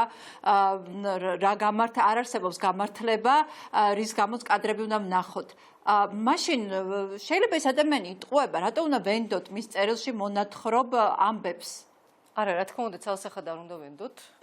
ფაქტების დადასტურება, თუ აქ ძალადობაზეა ლაპარაკი, თუ პედოფილის ნიშნებზეა ლაპარაკი, მაშინ უნდა მსხვერპლი მოიძებნოს და ამით დადასტურდეს. ესე იგი, როდესაც ადამიანი საუბრობს ესეც სერიოზულ ბრალდებებზე, მას რაღაცები მაინც ექნება, რითაც შეიძლება ამის გადამოწმება. ბოლოს და ბოლოს აქ მთავარი საზოგადოებრივი დისკუსია, ხო? თუ გახსოვთ, ყველა ვიცით ალბათ ის კლასიკა გამოხატვის თავის ხალხი ლარიფლიტის წინააღმდეგ, ზუსტად იქაც ესერია კლასიკა, რელიგიური მორალი ეჯახება გამოხატვის თავისუფლებას და რა თქმა უნდა, ისიც არსებობს გამოხატვის თავისუფლებას არსებობს და არავის რწმენა არ შელახვია და არ დანგრევია. მთავარია ის, რომ სიმართლე ითქვა და რაღაც ეტაპამდე მივიდა საზოგადოება ამ საზოგადოებრივ დისკუსიაში. და ყველაზე დიდი პრობლემა არის ის, რომ ჩვენ რეალურად დღეს შევასწარეთ ერთ რამეს, რომ საერო ხელისუფლების უმაღლესი თანამდებობის პირები ყველა პერიოდში, ასევე საეკლესიო ხელისუფლების უმაღლესი იერარქები მზად არიან ნებისმიერ უკანონო გარიგებაზე წავიდნენ, ითანამშრომლონ ერთმანეთთან საკუთარი ინტერესების სასარგებლოდ. და ეს შეზრდილი ძალაუფლება ყველაზე დიდ უბედურებას მოუტანს ჩვენ საზოგადოებას. მთავარი ეს დისკუსია არავინ აქ დღეს არც თქვენ ეთერში და დარწმუნებული არც ერთ ეთერში არ არის აღსილი შურისძიებით და ვიღაცის ციხეში ჩასმით. მთავარი ის არის რომ ყველაფერს დაარქვას თავისი სახელი. ჩვენ გვაქვს საერო და სასულიერო ხელისუფლების კრიზისი. ვის შეიძლება გქონდეს დღეს იმის განცდა რომ ოდესმე სწორად წარიმართება გამოძიება ჩვენს ქვეყანაში, მაშინ როდესაც დღეს ბატონ თორნიკეს მიერ ბრალდებული ციანდის საქმის მონაწილე იაკობი ბრალს დებს დღევანდელ შინაგან საქმეთა მინისტრს და პრემიერ-მინისტრს იმაში, რომ მათ უნდოდათ საეკლესიო საქმიანობაში უკანონო ჩარევა. თვითონ რატო შევიდა ამ მოლაპარაკებებში? იმიტომ რომ მასაც აწყობდა ეს უკანონო კომუნიკაცია. მასაც სურდა მიეღო სარგებელი კანონს მიღმა შეთანხმებებით. ესე იგი, ამ ვითარებაში რაზე ვლაპარაკობთ? გამოსავალი რაშია? მოვითხოვოთ ისტორია მოყვა მან კიდე მეორე რომ თხოვდნენ ასე ვთქვათ რომ ხელშეუხებლობის გარანტიისთვის რამაზ ნიკოლაიშვილს 15 მილიონს ფარცხალაძე და უჩენა ნოშვილი და ამის შესახებ იაკობმა იცოდა, იმიტომ რომ მასთან მივიდა კრიმინალური ავტორიტეტი ვინმე მიქაძე თუ არ ვცდები და ამის შემდეგ კიდე ამ მოლაპარაკებებში ჩაერთო სხვა მეუფეც, ანუ აქ რაზე ვლაპარაკობთ საერთოდ ეს რას გვიჩვენებს ეს მონათხრობი რაზე მიუთითებს იცით რა თქმა უნდა ყოფილი ქორეპისკოპოსი იაკობი ვერ ისარგებლებს საზოგადოების ნდობით ვერც ერთ მის ასე ვთქვათ გამოსვლაში უბრალოდ ეს ბოლო მისი არ უარყო იგივე მაშინდელმა პრემიერ-მინისტრმა კვირიკაშვილმა რომ ეს შეხვედრა შედგა უბრალოდ პატრიარქის საწინააღმდეგოს არაფერს არ უიზამთრებია თუ აკვირდებით ამ პროცესში ერთადერთი ხელშეუხებლობელი ფიგურა არის პატრიარქი ყველა მხრიდან იაკობის მხრიდან თუ პატრიარქის ყველა ამბობს რომ ჩვენ პატრიარქის იაკობი ამბობს რომ პატრიარქს ვიცავდი სხვები ამბობენ რომ კვირიკაშვილმა თქვა რომ პატრიარქის საწინააღმდეგოდ მე არაფერს არ მოვიმოქმედებდი ძალიან სამწუხაროა რომ ავტორიტეტებს ვერავინ ვერ ეწინააღმდეგება და პატრიარქის ავტორიტეტს აღმოჩნდა ისეთი რომ ხელს ვერავინ ვერ ახებს. გუშინ მიტროპოლიტმა პეტრემ ბრძანა რომ ხო პასუხისგებელი არის საჭეთმოყროფელი და დიახ 40 წლის განმავლობაში 40-ზე მეტი წლის განმავლობაში აი ის რაც დღეს ეკლესიაში ხდება მისი ხელმძღვანელობის ქვეშ ხდებოდა და რა თქმა უნდა ნებისმიერ შემთხვევაში პატრიარქი არის პასუხისგებელი. იყო თუ არა ამაში დამნაშავე თამარ, იმიტომ რომ საზოგადოებამ აგვიკრძალა ჩვენ ჟურნალისტებსაც, თქვენ პოლიტიკოსებსაც, არასამთავრობო სამოქალაქო საზოგადოებას შესაძლებელსაც ეკლესიის კრიტიკა, იმიტომ რომ ამ კრიტიკის საპასუხოდ ვიღებდით ძალიან დიდ დარტყმას და ძალიან დიდ ზეწოლას საზოგადოებისგან. და ხელშეუხებელი ინსტიტუტი იყო და ინსტიტუტი ხელშეუხებელია, მას არაფერი არ ემუქრება არც მედიისგან, არც პოლიტიკოსებისგან, მხოლოდ წახალისებულია ის შიგნით რასაკვირველია დალპება ეს ინსტიტუტი, ნებისმიერ ინსტიტუტი, ეკლესია იქნება ეს თუ სხვა საერო ინსტიტუტი. მე ვერ დავადანაშაულებ, ესე საზოგადოების დადანაშაულება არ იქნებოდა სწორი. საზოგადოებიდან მოდიოდა ეს ტაბუ. მე ვინმანძღავდა, როცა კითხვას ვსვავდი, სად მინდოდა 25 მილიონი. საზოგადოების ჩვეულებრივი წევრები, როგორ ბედავდი ამ კითხვის დასმას. რა ვიცი, ეს ალბათ ინდივიდუალურად გადასაწყვეტი საკითხია, არც ჩვენზე ვერ იმოქმედა საზოგადოება, მიუხედავად იმისა, რომ მანდატები დავკარგეთ და ვერ მოვდით იმოქმედა, იმიტომ რომ თქვენი პარტიის რეიტინგი არის ძალიან დაბალი. არა უშავს, გადავიტანთ ამას, იმიტომ რომ რაღაც სხვა პროფესიონალური არსებობს. პოლიტიკოსები და დღეს ოპოზიციაში მყოფი პოლიტიკოსები მიხეილ სააკაშვილის ჩათვლით და გიგაბოკერიას არ ვიცი. ზუსტად ამიტომ მინდა იბძვის ეკლესიის გიგაბოკერიას ნამდვილად ყველაზე ნაკლებად ეხება ეს ამბავი და ეკლესიასთან დაპირისპირებას.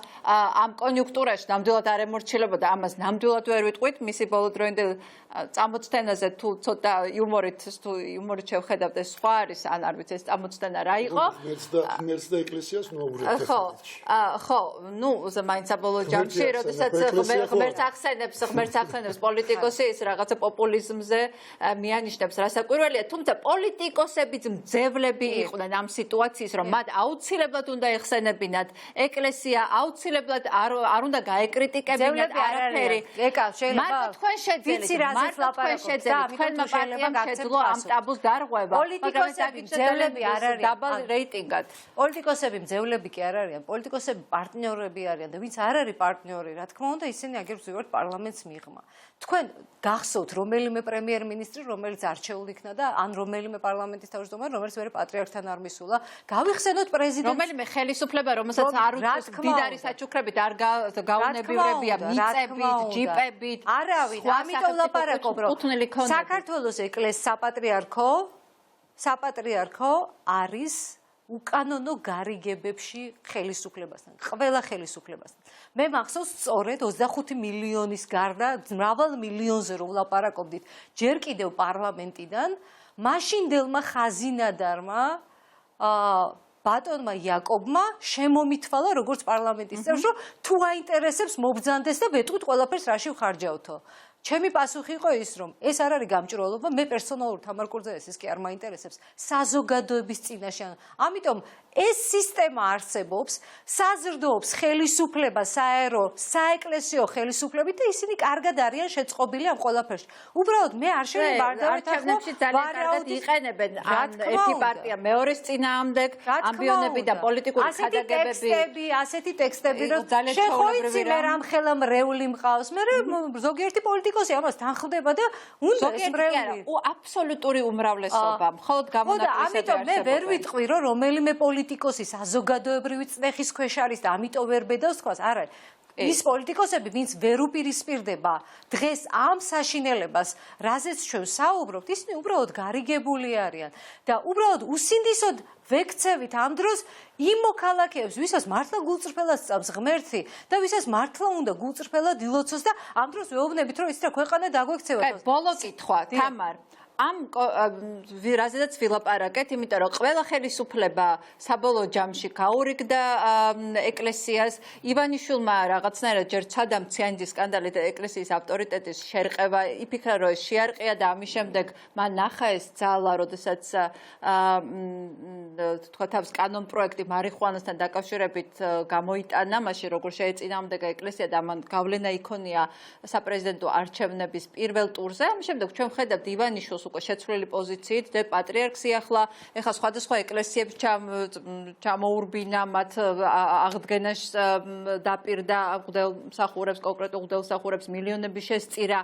მანაც იგივე უკვე დაიწყო ზუსტად იგივე თამაში, ხო? ყველა ხელისუფალი ასე იქცევა ეკლესიასთან, ყველა ოპოზიციონერი პოლიტიკოსი ფრთხილობს ეკლესიის კრიტიკაზე, როგორც მინიმუმ, როცა მიდგება საქმე, მაგრამ დღეს იცვლება თუ არა, გარდატეხა შემოვიდა თუ არა, თუნდაც იაკობის მონაყოლით ეს ტაბუ ინგრევა და რაღაცნაირად პოლიტიკოსებმა შეიძლება თუ არა უფრო მეტი თავისუფლება იგრძნონ, როდესაც ამ ინსტიტუციაზე ლაპარაკობენ. იცით რა არის, რა თქმა უნდა, ცვლილება გარდატეხა იგრძნობა, მაგრამ ეს არ არის არასოდეს მართველი პოლიტიკური ძალის დამსახურება და მინდა გითხრათ, რომ აქ ბიზნე ივანიშვილის რაღაც როლსაც განსაკუთრებულს ვერ ხედავ. ჩემი აზრით, ეკლესიაში გრძნობენ იმას, რომ პატრიარქი ძალიან ციანიდი საბოლოო ხელისუფლების და საპატრიარქოს ნაწილის გარიგება იყო ცალსახელო. გარიგებებზე ბევრი ვილაპარაკეთ, მაგრამ ამ ბოლო პერიოდში ამ მოტივტივება რამ გამოიწვია? ყველა ფიქრობს უკვე პატრიარქი დაუძლურებულია, მოხუცია და ყველას უკვე შიგნით ეკლესიაში უნდა საკუთარი ადგილი. ეკლესიის სატახტო თამაშები არის. ანუ აშკარაა, რომ ეს რყევები ახლა გამოიწვია სწორედ ამან, იმიტომ რომ მართალია პატრიარქს არავინ არ ეხება, მართალია პატრიარქს ყველა კარგად მოიხსენებს, მაგრამ არავინ არ ვიცით ვის ეჩქარება მისი წასვლა. თუ არა, ჩემთვის როგორც მოქალაქისთვის პატრიარქი სიცოცხლეში გადადგება იმ ტახტისგან და თუ მის ადგილს მისი გარდაცვალების შემდეგ დაიკავებს ვინმე, ამას არ აქვს არსებითი მნიშვნელობა. არსებითი მნიშვნელობა იმას აქვს, დღეს როგორ იქცევიან სავარაუდო მემკვიდრეები და როგორ სურთ მოიპოვონ უკანონო გზებით ის ადგილი, რაც შეიძლება არ ეკუთვნოდეთ. კი ბატონო, ძალიან დიდი მადლობა. ეს იყო თამარ კორძაია, რესპუბლიკური პარტიის ერთ-ერთი ლიდერი და ჩვენ სტუდიაზე გამოვალთ ხატია დეკანოიძე, კაკო ბობოხიძე არიან ჩვენთან ერთად, თუმცა მანამდე მინდა წავიკითხო ინფორმაცია, რომელსაც ელისო კილაძე ავრცელებს, არ ვიცი ეს რამდენად დადასტურებულია, თუმცა როგორც მეუბნებიან, ძალიან გავრცელდა ინტერნეტში. კათოლიკოს პატრიარქი მცხეთაში ყავთ, უცხო თვალსა და ჟურნალისტებს მოარიდეს, ამ წუთებში მას სტუმრები ყავს და გადადგომას აიძულებენ. Ну, ყოველ შემთხვევაში რაღაც ხდება ძალიან საინტერესო საპატრიარქოში, საპატრიარქოს ტახტის მოსაპოვებლად დიდი ბრძოლაა დაწყებული და ამ ბრძოლის დასაწყისია ალბათ ის, რასაც ჩვენ დღეს ვუყურებთ. სანამ გადავიდოდეთ იაკობის განცხადებებზე, მანამდე ამ წერილის გამოქვეყნებაზე არის ასდა სხვადასხვაობა, მაგალითად ნიკა გუშინ ამბობდა, რომ არავითარ შემთხვევაში არ უნდა გამოქვეყნდეს რა საზოგადოებრივ სიკეთეს მოიტანს ამ წერილის გამოქვეყნება, სადაც ადამიანების პირად ცხოვრებაზე შეიძლება იყოს საუბარი. რას ფიქრობთ, ხატია? მოგესალმებით, დიდი მადლობა. პირველ რიგში ცოტა სხვა კუთხით დავიწყებ, იმიტომ რომ რეალურად ალბათ თამნა მართალია, როდესაც ამბობთ და თქვენც მართალი ხართ, ეკა როდესაც ამბობთ, რომ ნებისმიერ შემთხვევაში პოლიტიკოსებისთვის, განსაკუთრებით ჩვენთვის ეკლესია ყოველთვის რთული თემაა.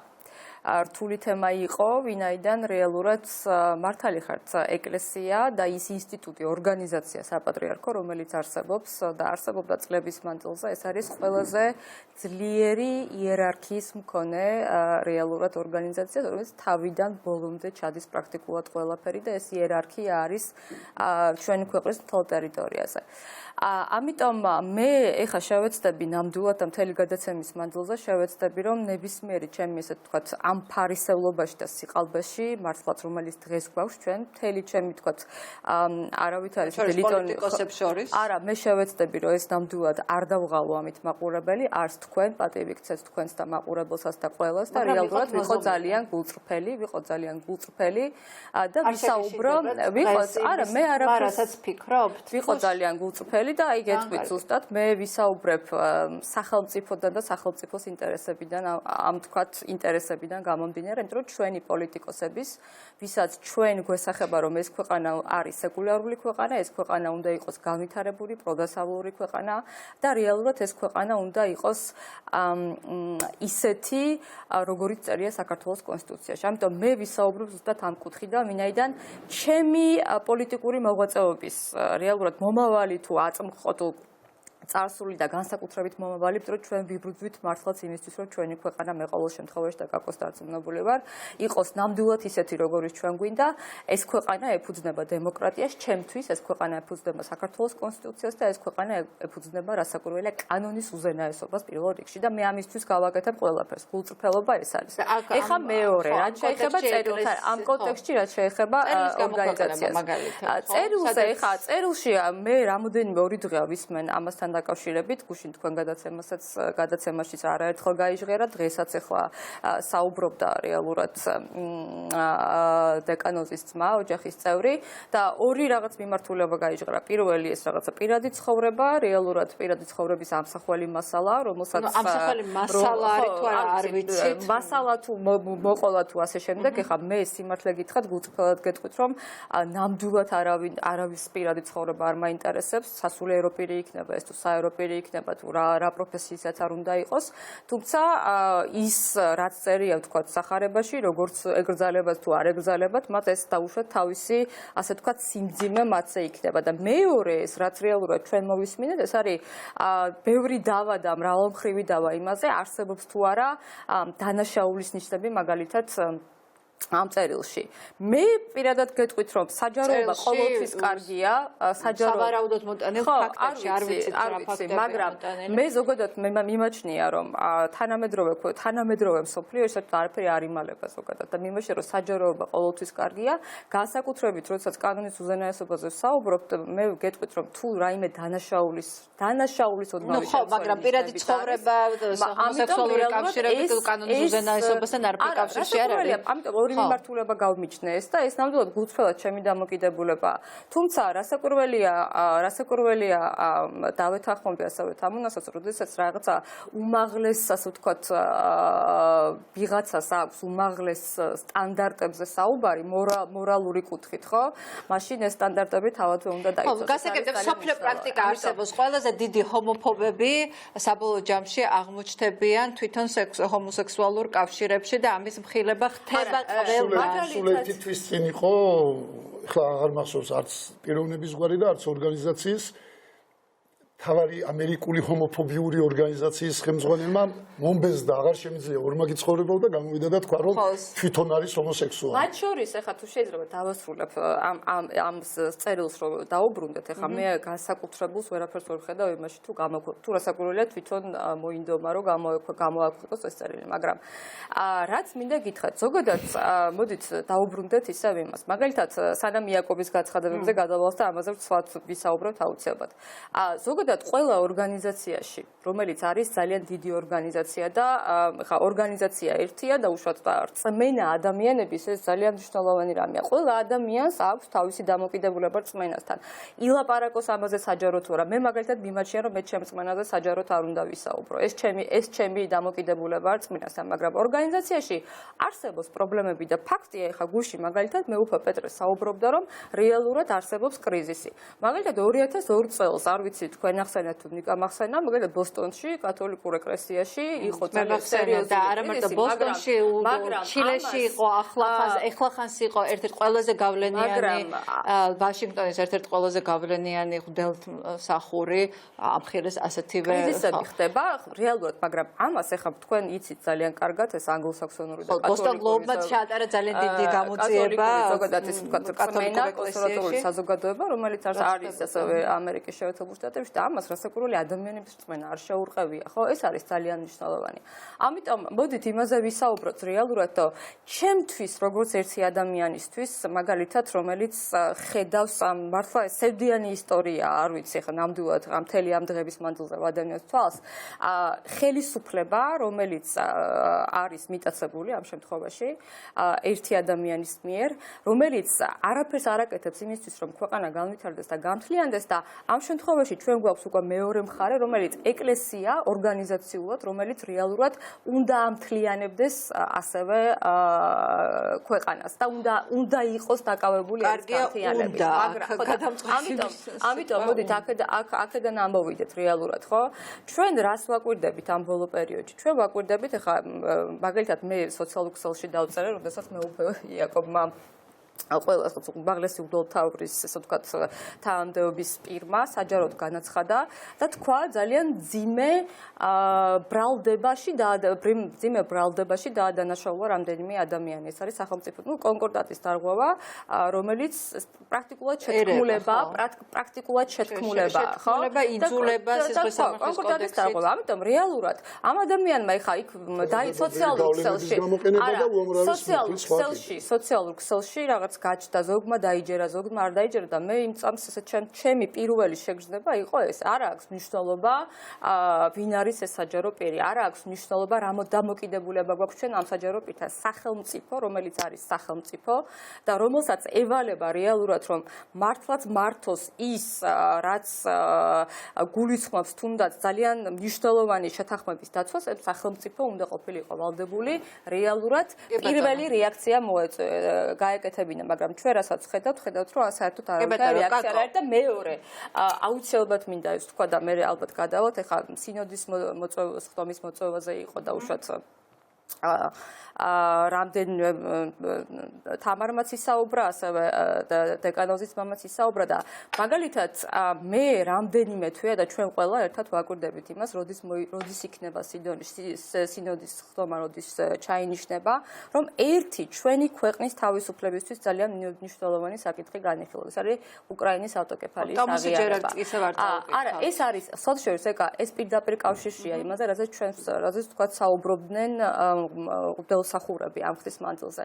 პირველ რიგში ის რომ მაგალითად რუსული ინფილტრაცია, მაგალითად ის რომ ბიძინა ივანიშვილი ზუსტად ბიძინა ივანიშვილის ინტერესები და რუსეთის ინტერესები ისე აიზილა ერთმანეთში, იმიტომ რომ მან ძალაუფლება შეინარჩუნოს და ასევე ის ადამიანები, ვინც წარმოადგენენ რაღაც ორგანიზაციას საპატრიარქოს და იქაც არიან ესეთი ადამიანები, რომლებიც რეალურად ასევე რუსული ინტერესების გამტარებლები არიან, აი ამ შემთხვევაში ჩვენ ძალიან დიდი ხანი და საზოგადოება, რომელიც ფიქრობს და ეს საზოგადოება მართალია, როდესაც ამბობს, რომ ავტოკეფალიის აღიარება ეს არ არის მხოლოდ უკრაინის ავტოკეფალიის აღიარება, ეს არის რეალურად ჩვენი ქვეყნის თავისუფლებისთვის ბრძოლაც.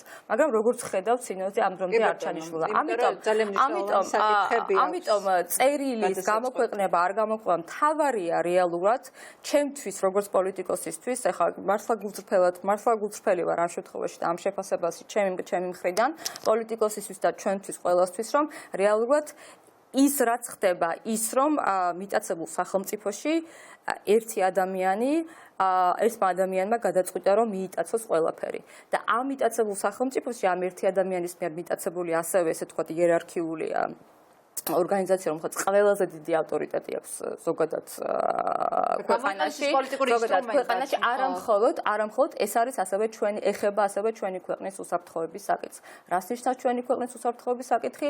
რომ მაგალითად რაც ხდება რუსეთში, ხო? რეალურად ბიძინას ივანიშვილს ეხლა სულს რომ თვითონაც ისეთი ასე ვთქვათ ხელის, როგორ გითხრათ, ორგანიზაცია, რომელიც იერარქიულად მას გაუწევს დახმარებას. კი ბატონო, კაკო, რას კიდევ წერილს შევეხოთ მისი გამოქვეყნება უნდა მოხდეს თუ არა და რას მოგცემს ეს ჩვენ საზოგადოებას ნებისმიერი ცხოვრების გაცნობა ასე უნდა შევხედოთ თუ სხვაგვარად. ორიოდე სიტყვით ვიტყვი, ყველა ხელისუფლებას უწევდა და მომავალშიც მოუწევთ ეკლესიის როლის გათვალისწინება, იმიტომ რომ პასუხისმგებლიან ხელისუფლებას არა მარტო ეკლესიის, ნებისმიერი რეალობა, ნებისმიერი სიტუაცია ქვეყანაში უნდა გაითვალისწინოს, მათ შორის უნდა გაითვალისწინოს რომ მუსლიმი მოქალაქეები ყავს, იმიტომ რომ ეკლესია არა მარტო შენს ხელშია, ვთქვათ, კარგი პარტნიორი, ის მოწინააღმდეგის ხელშიც არის და დღეს ჩვენი ერთ-ერთი ყველაზე დიდი პრობლემა არის ის, რომ ქართულ ეკლესიაში არის რუსული გავლენა.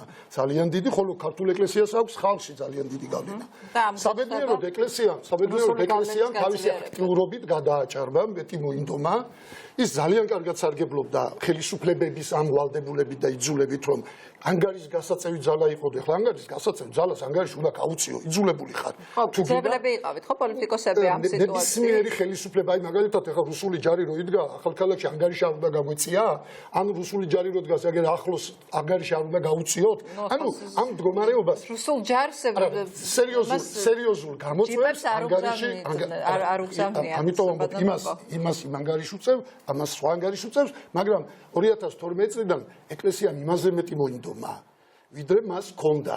ხელისუფლებისგან მარტო ხარკის გადახდა კი არ მოითხოვა, პირდაპირ პოლიტიკური ხელისუფლების განაწილებაც მოითხოვა, რაც უკვე გადამეტება იყო. გარდა ამისა, მოდი გავიხსენოთ რა მიცა ყველაფერ ამას, ეს თქვენ გონიათ, რაც ახლა ეკლესიაში ხდება, ეს რაღაცა ახალი და ბოლო წლების პრობლემაა, ეს ყველაფერი ხდებოდა, თუმცა უბრალოდ გამწვავდა და ბიძგი და პროვოცირება რამ გაუკეთა, როდესაც პატრიარქი იკეთებდა გერმანიაში ოპერაციას, ყველა თვლიდა რომ აი საიდან ქონდათ ეგ ინფორმაცია არ ვიცი, ეგეც არის ამათი მუშაობის მაღალი პროფესიონალიზმის მაჩვენებელი, რომ აი გარდაუვალად პატრიარქის აი ვერ გადარჩებოდა პატრიარქი, ხო ჩვენ გვახსოვს, ხო ამაზე ლაპარაკი იყო და აი ამან იმ პროცესებს, რომელიც საპატრიარქოში მიდიოდა, პრაქტიკულად მიცა მაპროვოცირებელი ხასიათი, თორე ეს ყველაფერი ხდებოდა.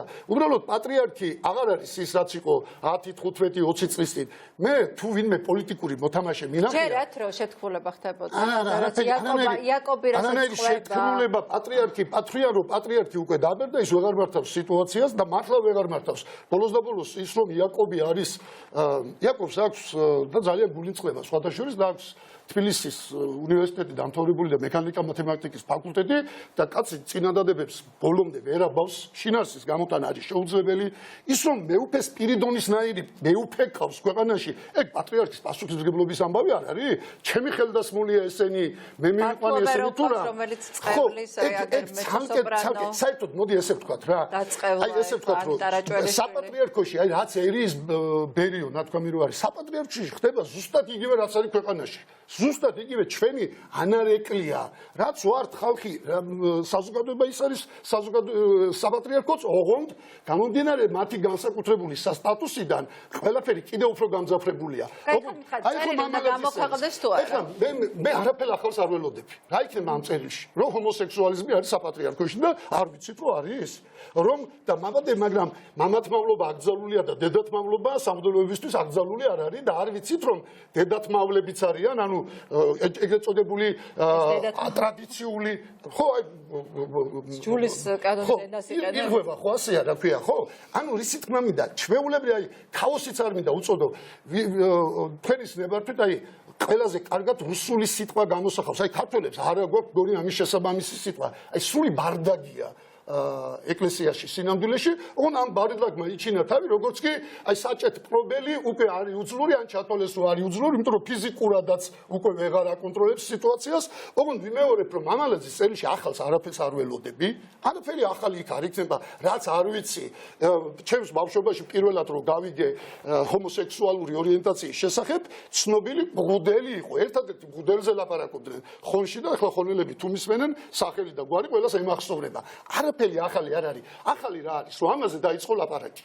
და ამიტომ მამალაძის წერილში მე სახელი და გვარები კი არ მინდა. მამალაძის წერილში თუ ეს წერილი გამოქვეყნდება და თან მამალაძეს, რომელსაც თავდაცვის ინსტინქტებით მუშაობს და მას გონია რომ ამ წერილის ჯერ არ გამოქვეყნებით, ან დროზე ადრე გამოქვეყნებით, ის თავს იცავს მის ჭკვით, ამიტომ მე მას ვერ გავკილავ, თუმცა მგონია რომ ეშლება თავდაცვის ამბავშიც ეშლება, რომ რაღაცას ვითომ არ აქვეყნებს და რაც თავი ეშლება ქვეყნის უსაფრთხოებიდან და ქვეყნის მე მიმაჩნია რომ დიახ პირველი ვინც უნდა ლაპარაკობდეს საპატრიარქოს შიგნით არსებულ პრობლემებზე უნდა იყოს სწორედ მღვდლები, იმიტომ რომ იმათ ნათქვამ სხვა დამაჯერებლობა აქვს და ჩემს და ხატიას ნათქვამ სხვა თორემ ახალი ჩემთვის გამოქვეყნება პირიქით ამბობთ რომ წერილი კი უნდა გადადოს და გამოქვეყნოს. როგორ იცი ქართველებს ხო რა პრობლემა გვაქვს? ჩვენ ქართველები ხატად დავიკიდეთ ილია ჭავჭავაძე, მაგრამ სინამდვილეში ვლოცულობთ ლუარსაბ თათქარიძეზე. ეგ ილიას და ლუარსაბის ტრადიციულ დაპირისპირებაში ვარ დღემდე. ილია ამბობდა რომ ეხლა დამიძახებენ, მაგრამ მაინც დავწერე, ასაც ვფიქრობ, ლუარსაბი რას ამბობს? აი თავადს რო ამბავი გაუსკნება, რომ მოახლესთან სექსუალური კავშირი აქვს და პრობლემა ის კი არ არის, რომ აქვს. პრობლემა ლუარსაბი რას ამბობს? ჩვენი ძველები განაარშვებოდნენ, მაგრამ კარგად მალავდნენ. დღესაც ხო იგივე მდგომარეობაშია ჩვენი ხალხი. ჩვენ ხალხო პრობლემა იმაში კი არ აქვს, რომ ვიღაცა ჰომოსექსუალია, ან რაღაცას ჩადის ისეც, რომელიც ჯერ საზოგადოებრივი ტვინისთვის რაც უნდა ქნას, ოღონდ ნუ გაამხელენ. ყველამ ძალიან კარგად ვიცით, რაც ხდება ეკლესიაში.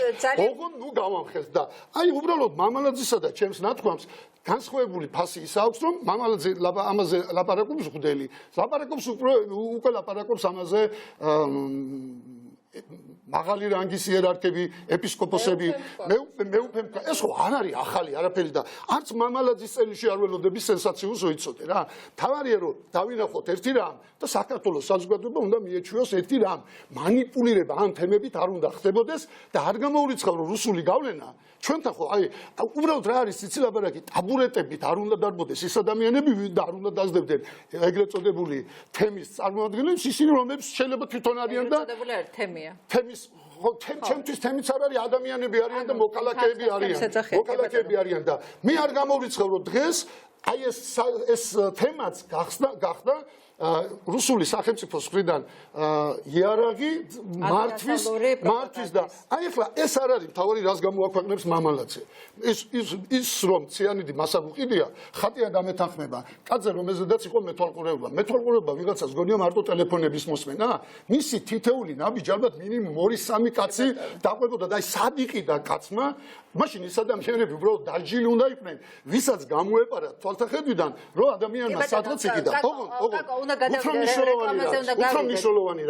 უფრო მნიშვნელოვანია იმით და რატო ქართული ეკლესია არის გავლენიანი პოლიტიკური ინსტიტუტი და ამ გავლენიან პოლიტიკურ ინსტიტუტს აქვს ძალიან დიდი გავლენის მოხდენის უნარი ქართულ სახელმწიფოს ბედიღბალზე თითეული მოქალაქის ბედიღბალზე და ამიტომ არის ჩვენთვის უპირველეს ყოვლისა იქ მიმდინარე პროცესები მნიშვნელოვანი კი ბატონო და მოდით აი რა პროცესები შეიძლება მიმდინარეობდეს კიდევ ეკლესიაში და როგორ შეიძლება ის იყოს ჩაბმული კრიმინალურ გარიგებებში ხელისუფლებასთან ერთად ამაზე საუბრობდა იაკობი ამის მეუფე იაკობი და ეს დღეს მთავარმა აჩვენა ექსკლუზიური ინტერვიუ და ნაწყვეტი მოდით მოვისმინოთ რას ამბობს ის როგორ თხოვდნენ 15 მილიონს ერთ-ერთ ყოფილ ნაციონალური მოძრაობის ერთ-ერთ წევს იმისათვის რომ ხელშეუხებლობის გარანტია ჰქონოდა მოდით ეს ნაწყვეტი ვნახოთ და ამის შემდეგ რეკლამის შემდეგ ვისაუბროთ ამაზე ფარცხალაძე მართლა მოვაჭრით თავს.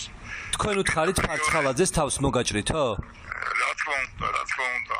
15 მილიონი თავიდან ფარცხალაძე და იმენ მოთხოვა. უჩადა ის იყო იმ ოთახში. ხო. ანუ რამაზ ნიკოლაიშვილს 15 მილიონის მიტანას თხოვა ოთარ ფარცხალაძემ და უჩა მამაცაშვილმა? რა თქმა უნდა. რისთვის მეუფე იაკობ? ხო და იკითხა მაგი სად მახსო. ხო და რატო ეთყობა მინისტრი რო იყო. ანუ ერთგვარი ხარკი უნდა გადაეხადა ამათთვის ხელშეუხებლობის გამო? თუ გადაუხდით და მე კიდე მოთხოვდი. კაბინეტში თხოვდი, რა 15 მილიონი მოითხოვეს თავიდან, პირდაპირ გეტყვით რა. მე აი ჩემს სიტყვას გეტყვით და თავს მოჭრი იმას რომ უთხარი რა. რა ქვია. ხო და ის იყო რა, მიქაძე იყო ჩემთან რა.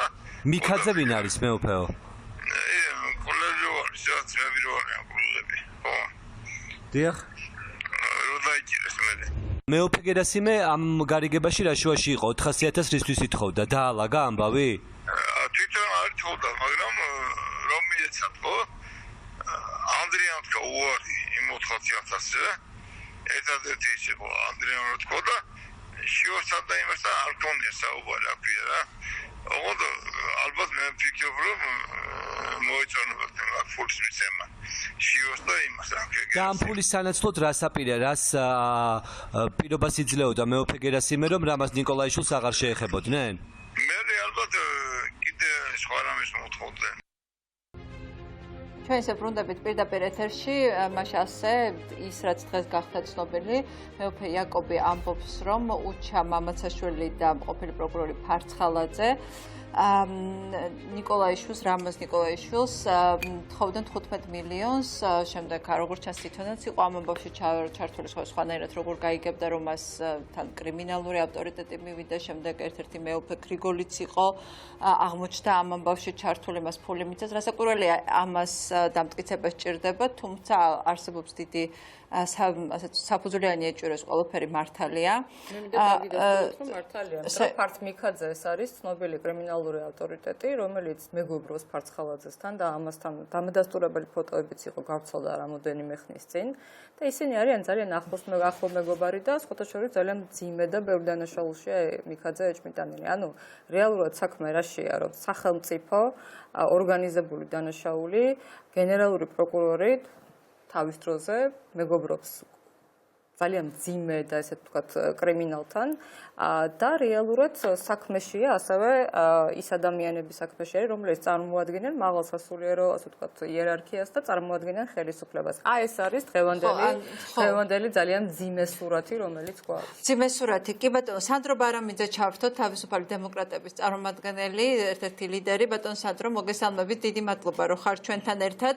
თქვენზე რა შთაბეჭდილება დატოვა მეუფე იაკობის მონათხრობმა თუნდაც პატრიარქის წინააღმდეგ შეთქმულებაზე თუ იმაზე, რაც ეხლა მოვისმინეთ პირდაპირ ეთერში? მოგესალმებით, დიდი მადლობა მოწვევისათვის. ბუნებრივია ძალიან მძიმე შთაბეჭდილება დატოვა, ეხლა რა შთაბეჭდილება უნდა დაეტოვებინა. ვიცით უკვე დიდი ხანია, რომ და აქ იყო სტუდიაში ლაპარაკი ამაზე, რომ ფაქტიურად ყველა ხელისუფლება ცდილობდა, რომ ეკლესიასთან ყოფილიყო რაღაცნაირად კარგად.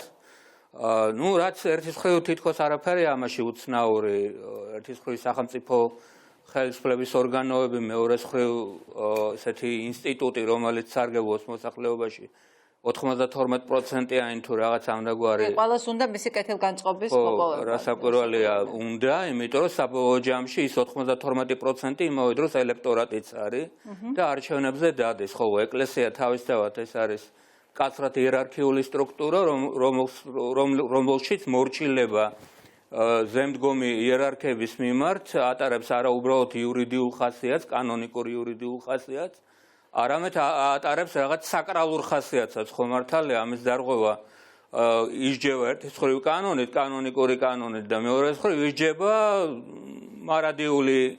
ხო, სწორედ ამიტომ ემუქრებიან ხოლმე, როდესაც პოლიტიკურ მოწოდებებს აკეთებენ მრევლისთვის, პოლიტიკურ არჩევანს პირდაპირ კარნახობენ და თუ არა ამ კარნახს არ დაემორჩილებიან, აშინებენ მრევლის წარმომადგენლებსაც ასეთი შემთხვევებიც ყოფილა, ხო? ძალიან ბევრი ვიცი პირადად მე. დიახ.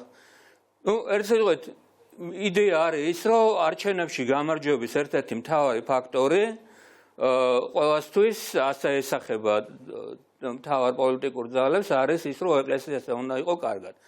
მაგრამ ეხლა რას ნიშნავს კარგად ყოფნა? თუ ეს კარგად ყოფნა ნიშნავს იმას, რომ რაღაც დანაშაულებრივ ურთიერთობებში უნდა შეხვიდე მაღალ სასულიერო იერარქებთან, რაღაცა მაფიოზური, ასე თქვათ, გეგმები დასახო და მერე განახორციელო, ეს უკვე სხვა დონის უბედურებაა, ხო მართალია? ერთია, რომ თქვათ ეკლესიასთან იყო კარგად, იმიტომ რომ ეკლესია ბატონობს ადამიანის ტვინებზე მეტნაკლებად და შენ თუ თქვათ მასთან კარგად ახარ, ირიბად შენს ბატონობ.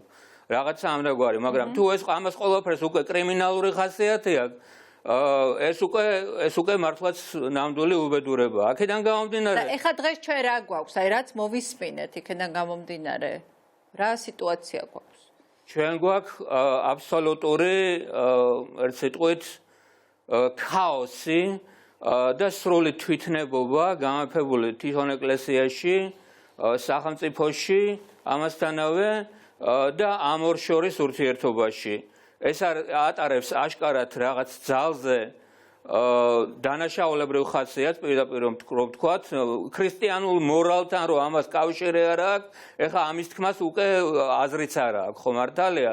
რასაც ვთქვათ, იაკობი ყვება განსაკუთრებით დღევანდელ თქვენს ეთერში, ეს იმას ნიშნავს, რომ მაღალი სასულიერო იერარქები, მათ შორის მაფიოზურ რაღაცა გეგმებშიც მონაწილეობენ. გამოძალვაში, დაშანტაჟებაში და ასე შემდეგ. ნუ ხა ის კაცი რო სავარაუდოდ თქვათ ძალიან დიდი ხნით ციხეში არის გამწესებული და ძალიან დიდი ალბათობით ეს საქმე რო შეკერილია და ყოველ შემთხვევაში რაიმე ნიშნულოვანი მტკიცებულებების თაობაზე სასამართლოში მსჯელობა რო არ ყოფილიყო. დეკანოზი მამალაძე. დიახ, ამას გულისხმობ. ეს ხო ისედაც ვიცოდით. მაგრამ თურმე ახლა კიდე თურმე შანტაჟს გამოძალვას და ამდაგვარსაც აქვს ადგილი. აქედან გამომდინარე კითხვაზე. თქვენ ჯერათ იმით, რასაც იაკობი ლაპარაკობს, იმიტომ რომ ნუ ხელისუფლების პოზიცია დღეს მოვისმინეთ, ნუ გუშინ გახარიამ თქვა, რომ არ ჯერა ეს მეუფე იტყუება, ნუ დაახლოებით ესეთი რამ იგულისხმა მან რაც თქვა. ნუ დღეს იყო ფრთხილი, ცოტა ანუ თვითონ ვერ გარკვეულა ხელისუფლების წარმომადგენლები რა ტიპის კომენტარი უნდა მისცეს. ერთმა თქვა, რომ მე არ მჯერა ამის, მაგალითად პარლამენტის თავმჯდომარე თალაკვაძემ, მდინარაძემ თქვა, რომ ეს სინოდმა უნდა გადაწყვიტოს, თუმცა როგორ შეიძლება სინოდმა გადაწყვიტოს ის, რაშიდაც რაც არის უკვე სისხლის სამართლის საპროცედურო კოდექს, რაც მიეკუთვნება ისეთი ტიპის საქმე, ხო, აქ შეთქმულებაზე, ან იძულების ნიშნები იკვეთება, რაზეც იაკობი საუბრობს. სხვაებმა ასევე თქვეს, რომ ის სინოდმა უნდა გადაწყვიტოს, ანუ ცოტა დაბნეულები ჩანან ხელისუფლებაში, არ იციან რა ტიპის კომენტარი უნდა გააკეთონ იმ ამბავზე, რომელიც გახეთქა იაკობმა და როგორც ჩანს, მას პატარა პანდორას ყუთი აქვს თავისი, რომელსაც სავარაუდოდ კიდევ ახთის თავს. რამდენიმე ამბავი ამ პანდორას ყუთიდან გავიგეთ. კითხვაზე მჯერა თუ არა, ჩემი პასუხი არის ეს. ხელისუფლება რას აკეთებს იმისთვის, რომ მე ეს არ დავიჯერო. კი ბატონო. ანუ თვითონ იაკოვის პიროვნება რამდენად თქვათ ნდობას იმსახურებს, ალბათ არ იმსახურებს, მე არ ვენდობი თქვათ. მე მთლიანად ამ ინსტიტუტს არ ვენდობი, ყოველ შემთხვევაში მის ხელმძღვანელ რგოლს ნამდვილად არ ვენდობი, სიმართლე რო გითხრათ. მართალია ათეისტი არ გავხართ, მაგრამ ეკლესიურიც არა ვარ და სწორედ იმიტომ რომ დიდი ხანია ვიცი მეტნაკლებად, როგორი ხალხია იქ და კიდევ ვიმეორებ ქრისტიანულ მორალთან ამას კავშირი არ აქვს და ფარისეულობა და რაღაცა ეს ერთ-ერთი ყველაზე მთავარი ცოდვაა, ხო, ქრისტიანული მორალიდან და დოგმატიკიდან გამომდინარე. აქედან გამომდინარე, ვისთან მივიდე, ხა იაკოვთან ნამდვილად არ მივიდოდი აღსარებისთვის. და არც იმ არქიმანდრიტთან, რომელმაც ჩვენს სახელგანთქმულ მეცო-სოპრანოს ხელის კიბო უსურვა მაგალითად. გარდა იმისა, რომ სიკვდილი უსურვა კიდე პროფესიული უბედურება უსურვა. იმის გამო, რომ ბერა გააკრიტიკა ამაზონისთვის გადარიცხული მილიონის გამო, როცა იმის გამო, რომ შეიძლება იმანაც თლათ კორექტული განცხადება არ გააკეთა, მაგრამ ეხა ერთია რომ არ გააკეთო კორექტული განცხადება, მეორეა რომ მეცო-სოპრანოს პროფესიული ტანჯვით სიკვდილი უსურვა. ხო მართალია, ეხა ამის თანახმად მე მივალ აღსარებაზე. ცხადია არ მივალ. ამიტომ არც მეუფე იაკობი და არც ვინმე სხვა ჩემში დიდ ნდობას არ იმსახურებს, მაგრამ ამ კაცმა განაცხადა ის, რაც არის დანაშაულის შემცველი. ახლა ხელისუფლებაზეა უკვე, რომ თქვათ დაუსაბუთოს განუმარტოს საზოგადოებას, რომ თუ ეს ტყუილია, მან უნდა აუხსნას საზოგადოებას, რომ ეს ტყუილია და არა იმითი, რომ გადაიკისკისოს, როგორც თქვათ პრემიერ-მინისტრმა გადაიკისკისა, ან თქვათ რომელიმე სხვა მოხელემ, ერთმა თქვა მოგცლია ერთიო და მე ასე შემდეგ, ხო? ადაკიდა გამოიწია ახლა რომ მას არ ჯერა, თავაკოძეს უნდა ვენდოთ მის, ანუ ეს წმენა არ წმენის საკითხი ხო არ არის, ვიღაცას ჯერა, ვიღაცას არ ჯერა, იმიტომ არსებობს საგამოძიებო სტრუქტურები, რომ ფაქტებით ან უარყოს, ან დაამტკიცოს, თუმცა ეხა ამ იმაზე რომ სისხლის სამართლის საპროცესო კოდექსი ავალებს შესაბამის საგამოძიებო ორგანოებს დაიწყონ გამოძიება, როდესაც განცხადებულია დანაშაულის მომხდარი დანაშაულის შესახებ მათ შორის მასობრივი ინფორმაციის საშუალება. მათ შორის მედიაში რაღაცა ძველი ტერმინი ვიხმარე, მასობრივი ინფორმაციის საშუალება.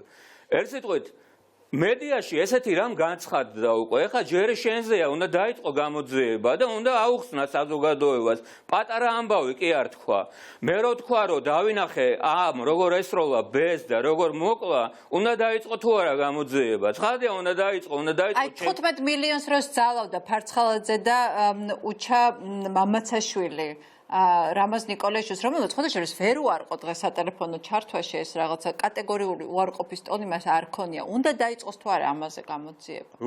რაც უნდა ლაპარაკია, გამოძალვა დიდი ოდენობით ფულადი თანხის გამოძალვაზე ვლაპარაკობდა ჩაბმული აქ და ჯგუფური დანაშაულია. კრიმინალები ცალკე, კრიმინალებთან დაკავშირებული მეუფეები. წინასწარ შეთანხმები ჯგუფის მიერ. მთელი თაიგულია მოკლედ ამ უნდა გამოიკითხოს მეუფე იაკობი, ვინც ეს დღეს გაახმოვანა მედიით, უნდა გამოიკითხოს თვითონ რამაზ ნიკოლაიშვილი, უნდა გამოიკითხონ ყველანი, ვინც დაასახელა მეუფე იაკობმა. მაგრამ დღეს ხო ეს არ მოხდება, ბატონ სანდრო, იმიტომ რომ დღეს ჩვენ ვლაპარაკობთ, რომ ამ საქმეში ჩართული იყო არა საშუალო რგოლის, ანუ უმაღლესი რგოლის მაღალჩინოსები, მოქმედი პრემიერ-მინისტრი, მოქმედი შინაგან საქმეთა მინისტრი, ივანიშვილის მარჯვენა ხელი ჩხარტიშვილი, რომელიც რაღაცა ყველა საქმეში ფიგურირებს, დღესაც არ წავედით, ანაკლიდან და ხაზარაძიდან დაწყებული, ღვინის ქარხნით დამთავრებული თუ აგერ იაკობის მონათხრობით დამთავრებული, ყველგან ჩხარტიშვილი ფიგურირებს, ანუ აქ რაღაცა რასთან გვაქვს საერთოდ საქმე? საქმე გვაქვს ძალიან სერიოზულ რღვევასთან სახელმწიფოს როგორც ასეთი, უბრალოდ სახელმწიფო ინსტიტუტების კი არა, სახელმწიფოსი. კიდევ ვიმეორებ, ამისთანა დანაშაულის შესახებ შეტყობინებაზე არის ლაპარაკი და ხელისუფლება ამას პასუხობს რაღაცა ირონიული, ცინიკური, რაღაცა აგდებული გამონათქვამებით, რომ მოიცათ ერთი, მოდით ვიყოთ სერიოზულები და ასე შემდეგ და ასე შემდეგ. თქვენი აზრით დღეს რომ ქორეპისკოპოსი უკვე ყოფილი დასაჯეს, ქორეპისკოპოსობა ჩამოართვეს, ასევე ჩამოართვეს ძალიან მნიშვნელოვანი ადმინისტრაციული ფუნქცია. ეს რაზე მიანიშნებს? პატრიარქმა მიიღოს გადაწყვეტილება თუ ხელისუფლების ზეწოლით მოხდა მისი ჩამოშორება გავლენიანი თანამდებობისგან? მე დღეს თქვი, მათ შორის თქვენი არხისთვის მიცემულ კომენტარში, რომ კარგია რომ ასე მოხდა, თუმცა მე არ მეგონა რომ მან შეინარჩუნა ბოდბის ეპისკოპოსის კათედრა. იქიდანაც უნდა წასულიყო. ეს კაცი ეკლესიაში არ უნდა იყოს. იმიტომ რომ როგორც თვითონვე აცხადებს, რაღაცნაირად ან კავშირშია, ან იცის და აქამდე არაფერს ამბობდა ამის თაობაზე. მასშტაბი რაღაცა კრიმინალური გარჩევების შესახებ, რომ არაფერი თქვათ, ეხლა მის მეტყველების კულტურაზე და ასე შემდეგ, როგორ შეიძლება ეს იყოს მწყემსი მრევლის, როდესაც ასე მეტყველებს, ხო მართალია? მაგრამ ეს კაცი არის ძალიან მნიშვნელოვანი მოწმე. ეხლა მას სჭირდება დაცვა ყველას მხრიდან, როგორც მოწმის. ერთია რომ ის არ უნდა იყოს ეკლესიაში.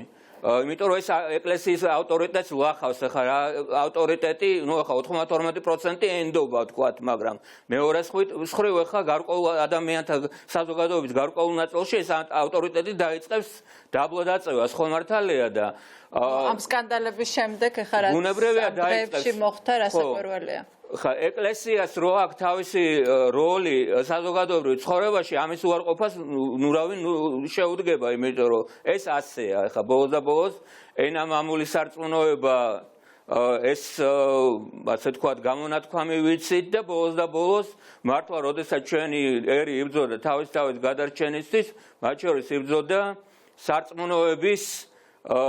სარწმუნოების ძალით, იმ სპირიტუალური ძალით, რომელსაც ასე თქვათ უკადაგებდა მას სარწმუნოება. გასაგებია და ბატონ სანდრო, ბოლო კითხვა, რაც შეეხება წერილის რაღაც თქო ჰიპოთეტური არ არის ეს წერილი არსებობს და ეგზავნა ეპისკოპოსებს. აი ამ წერილის გამოქვეყნებაზე ახლა საუბარი, ყავს მას მოწინააღმდეგეებიც, ყავს მომხრეებიც, თქვენი აზრით უნდა გამოქვეყნდეს თუ არა იმის და მიუხედავად თუ რა შინაარსის შემცველია ის? ის უნდა გამოქვეყნდეს იქ ინტიმური ინფორმაცია რაც არის იმაზე რასაკვირველია ინიციალებით ან თუნდაც მოგონილი სახელებით ანუ ჩვენ არ გვაინტერესებს კონკრეტული პირები, არამედ ის რაც ხდება. ის რაც ხდება, ეს რა თქმა უნდა ამის თაობაზე საზოგადოება უნდა იცოდეს, იმიტომ რომ როდესაც ამ ინსტიტუტს უპყრია გარკვეული ასე ვთქვათ ალამი, არა მარტო სარწმუნოების, არამედ მორალისაც, მისი მორალური სიწმინდე არ უნდა იწოვდეს საზოგადოებაში დიდ ეჭვებს. აქედან გამომდინარე, რაღაცა გარკვეული პრაქტიკა ის, რაც საეკლესიო კანონით და სჯულის კანონით არის აკრძალული, ამის თაობაზე მათ შორის მორწმუნეებმა უნდა იცოდნენ. თუმცა ინდივიდებთან მიმართებით ინფორმაცია, რა თქმა უნდა, არ უნდა გამოქვეყნდეს, ეს მათი პირადი ცხოვრებაა და ამ ტიპის ჩარევა არ იქნებოდა გამართლებული. რაც შეეხება დანაშაულებრივ ფაქტებს, აქ რასაკვირველია პირები პირდაპირ უნდა დასახელდნენ, იმიტომ რომ დანაშაული ვინ ჩაიდინა, ეს უნდა ამის თაობაზე უნდა იცოდეს ყველა. კი ბატონო, მე მგონი ძალიან სწორი მონახაზი გააკეთეთ იმის თუ რა ფორმით შეიძლება ამ წერილის გამოქვეყნება. დიდი მადლობა თქვენ საინტერესო საუბრისთვის. ეს იყო სანდრო ბარამიძე, თავისუფალი დემოკრატების ერთ-ერთი ლიდერი და შევაჯამოთ საუბარი სტუდიაში. მოკლედ როგორი მოლოდინი გაქვთ? მე მგონი ყველას ერთნაირი მოლოდინი გვაქვს, რომ არაფერი, ანუ სკანდალი გაგრძელდება, მაგრამ ამას სამართლებრივი რეაგირება არ მოყვება. იმიტომ რომ დღეს პროკურატურამ დაადასტურა, რომ ამ ეტაპზე არ აღუძრავს საქმე, არ აპირებს საქმის აღძვრას, საქმის დაწყებას, იმაზე, რაზეც ილაპარაკა იაკობმა. როგორი შეიძლება ამას განვითარება მოყვეს არასამართლებრივი, არამედ პოლიტიკური, იმიტომ რომ ეს ყველაფერი პოლიტიკაა. ჩვეულებრივი კრიმინალურ სინდიკატთან გვაქვს საქმე, რაც შეეხება რას ველოდები მე. ველოდები რომ ადამიანების მიდგომა გაჯანსაღდება, მე გაგახსენებთ ჩემთვის შონზო ხო სახელი და გვარი კი აღარ მახსოვს ხო არის ეს მსახიობი ხო? ხო აი საკრებულოს წევრი იყო სხვათა შორის მაშინ და მე მახსოვს 17 მაისს ტაბურეტებით დარბოდა რუსთაველის პროსპექტზე და როდესაც მას კითხეს რატომ, მას აღმოჩნდა თურმე მოძღვრისგან ქონდა კურთხევა. მე იმედი მაქვს, რომ აი ეს პროცესი ბოლოს მივა იქამდე, რომ ადამიანები მოძღვას არ მოიყვანენ თავიანთი გადაწყვეტილებების შესანებად და თვითონ მიიღებენ გადაწყვეტილებას. დამნაშავე მოძღვალის დაისჯება. ხო, ყველაზე მნიშვნელოვანი მაინც ხატია მგონია, რომ ჩვენი საზოგადოება გამოვა ამ ილუზიიდან, რომ აი მოდელმა თქვა და კაბის უკან შეიძლება იმალებოდეს ნორმალური ადამიანი, შეიძლება იმალებოდეს ჩვეულებრივი ნაძირალა. კაბა არ არის არც კარგის გარანტია, მაგრამ არ არის არც ცუდიც. მე მინახია კარგი მღვდლებიც და მინახია ცუდი მღვდლებიც. ყოველ შემთხვევაში ჩემი შეფასებით. ამიტომ ადამიანების საზოგადოება ჩემის აზრით უფრო ჯანსაღი გამოვა. ქართული სახელმწიფო გაუძლებს ამას პირიქით. ქართული სახელმწიფოსთვის ყალბი ავტორიტეტები იყოს ახიფათო. იმიტომ რომ ეკლესიაში გიმეორებთ ეს ყველაფერი ხდებოდა. ეკლესიაში მიდის ბრძოლა გავლენისთვის, ბრძოლა პოლიტიკური და ფინანსური კაპიტალისტვის კორუფცია, ჩვეულებრივი ცხოვრების წესი იყო ამდენხანსაც. უბრალოდ კიდევ ერთხელ ვიმეორებ, აი ახლა არ ვიცი ხა რამდენად კორექტული ვარ ამ შედარებაში, აი ეს მახსენდება, თენდება მგლები რო ტოტიას და ესევიან, აი ზუსტად რაღაცა ამ მდგომარეობაშია ახლა დაბერდა მგელი და ახალგაზრდა მგლებმა თვითონ მოინდომეს მგლობა და წინამძღოლობა, აი ეს ხდება და მეტი არაფერი ჩემის აზრით და მე ვამბობ, რომ იყო პერიოდი, როდესაც ხნიანი პროცესია ალბათ, კი, და არა მარტო დიდხიანი ეს მუდმივი პროცესია, მუდმივად გაგრძელდება, ისევე აიწევს ეკლესიის გარანტია. მე მინდა არა ვარ წინააღმდეგი მაღალ რეიტინგული ეკლესიის, რომელიც იქნება გამჭვირვალე. დღეს სხვადასხვის გალდავა არის თუ არ ვცდები ერთ-ერთი მოდელი გვარად დღეს ერთ-ერთ ტელევიზიაში კათოლიკურ ეკლესიას დაუწყეს შედარება, აი კათოლიკურმა ეკლესიამ ლათინურ ამერიკაში ჩავიდა პაპი და შენც ახსენე ხო რომ პედოფილიაში გადანაშაულებული იყო ერთ-ერთი ცნობილი ასობით, აგერ ამერიკაში ასევე ასობით და ღმერთმა დაგვიფაროს ჩვენთან ხო ამ მასშტაბებით არ ხდება. კათოლიკურ ეკლესიასთან შედარებით ჩვენი მასშტაბები ისედაც მცირეა და ჩვენთან თუ 5 ხდება, ეგ შეიძლება პროცენტულად გაცილებით უფრო მეტი იყოს ვიდრე კათოლიკურს. ხო, ან რუსეთის მოდი მარტივი რამეა რა. საზოგადოება უნდა მიეჩვიოს ერთ რამეს, ღმერთი და ეკლესია არის ორი სხვადასხვა რამე და ღმერთი და ეკლესია არ არის ერთი და იგივე. მე აგერ სანდრომაც თქვა ხო, რომ არ ვარ კარგად მორწმუნეო, მაგრამ ამ ჩემს სუძრწმენაში ეგეთი მღვდლები რო გყავს, დადებით როლი კი არა, პირიქით უარყოფით როლი შეასრულესო. მე ვიცი ერთი რამე, ეს იყო მნიშვნელოვანი ინსტიტუტი, რომელსაც ჩემი ქვეყნის ცხოვრებაში შეეძლო მნიშვნელოვანი როლი ეთამაშა და ეს მნიშვნელოვანი როლი იქნებოდა უარყოფითი, იმიტომ რომ შიგნით არ არის ჯანსაღი პროცესი. დამოკიდებულება დღეს მოვისმინე, რომ ქართულმა ეკლესიამ მოგვიტანა ჩვენი ტრადიციები, ქართული სული, თუ კარგად წავიკითხავთ ქართულ ისტორიას, ქართული ეკლესიის ნაწილი თამაშობდა დადებით როლს საქართველოს ცხოვრებაში, მაგრამ ასევე მოგდლები ჩვეულებრივად იყვნენ 2 საუკუნის წინ, მაგალითად ადამიანების გაყიდვის პროცესში და მთავარი მონათვაჭრები მოგდლები იყვნენ ადამიანისთვის, მაგალითად ქრისტიანული ეკლესიისთვის მრავალწლიანობა არის დაუშვებელი და ჩვენ უნდა წავიკითხოთ მაგალითად რას წერენ უცხოელი მოგზაურები დასავლეთ საქართველოს მდგომარეობის შესახებ განსაკუთრებით, სადაც ეპისკოპოსებს, რომლებსაც ცოლი საერთოდ არ უნდა ყავდეთ. ერთი კი არა, ბევრი ცოლი ყავს. ტყვეთას ყიდვაში ხო ჩვეულებრივი აი ფეოდალები იყვნენ და მეტი არაფერი. ასე რომ ქართული ეკლესია არის ჩვენი ერის. ქართული ეკლესია ზოგადად ეგრეა, მაგრამ მე ჩემი ეკლესია მტკივა და ჩემი ქვეყანა მტკივა. მე ვამბობ, რომ ჩვენი რაც არის ჩვენი საზოგადოება, მისი ნაწილია. ამიტომ გაფეტიშება არ ღირს.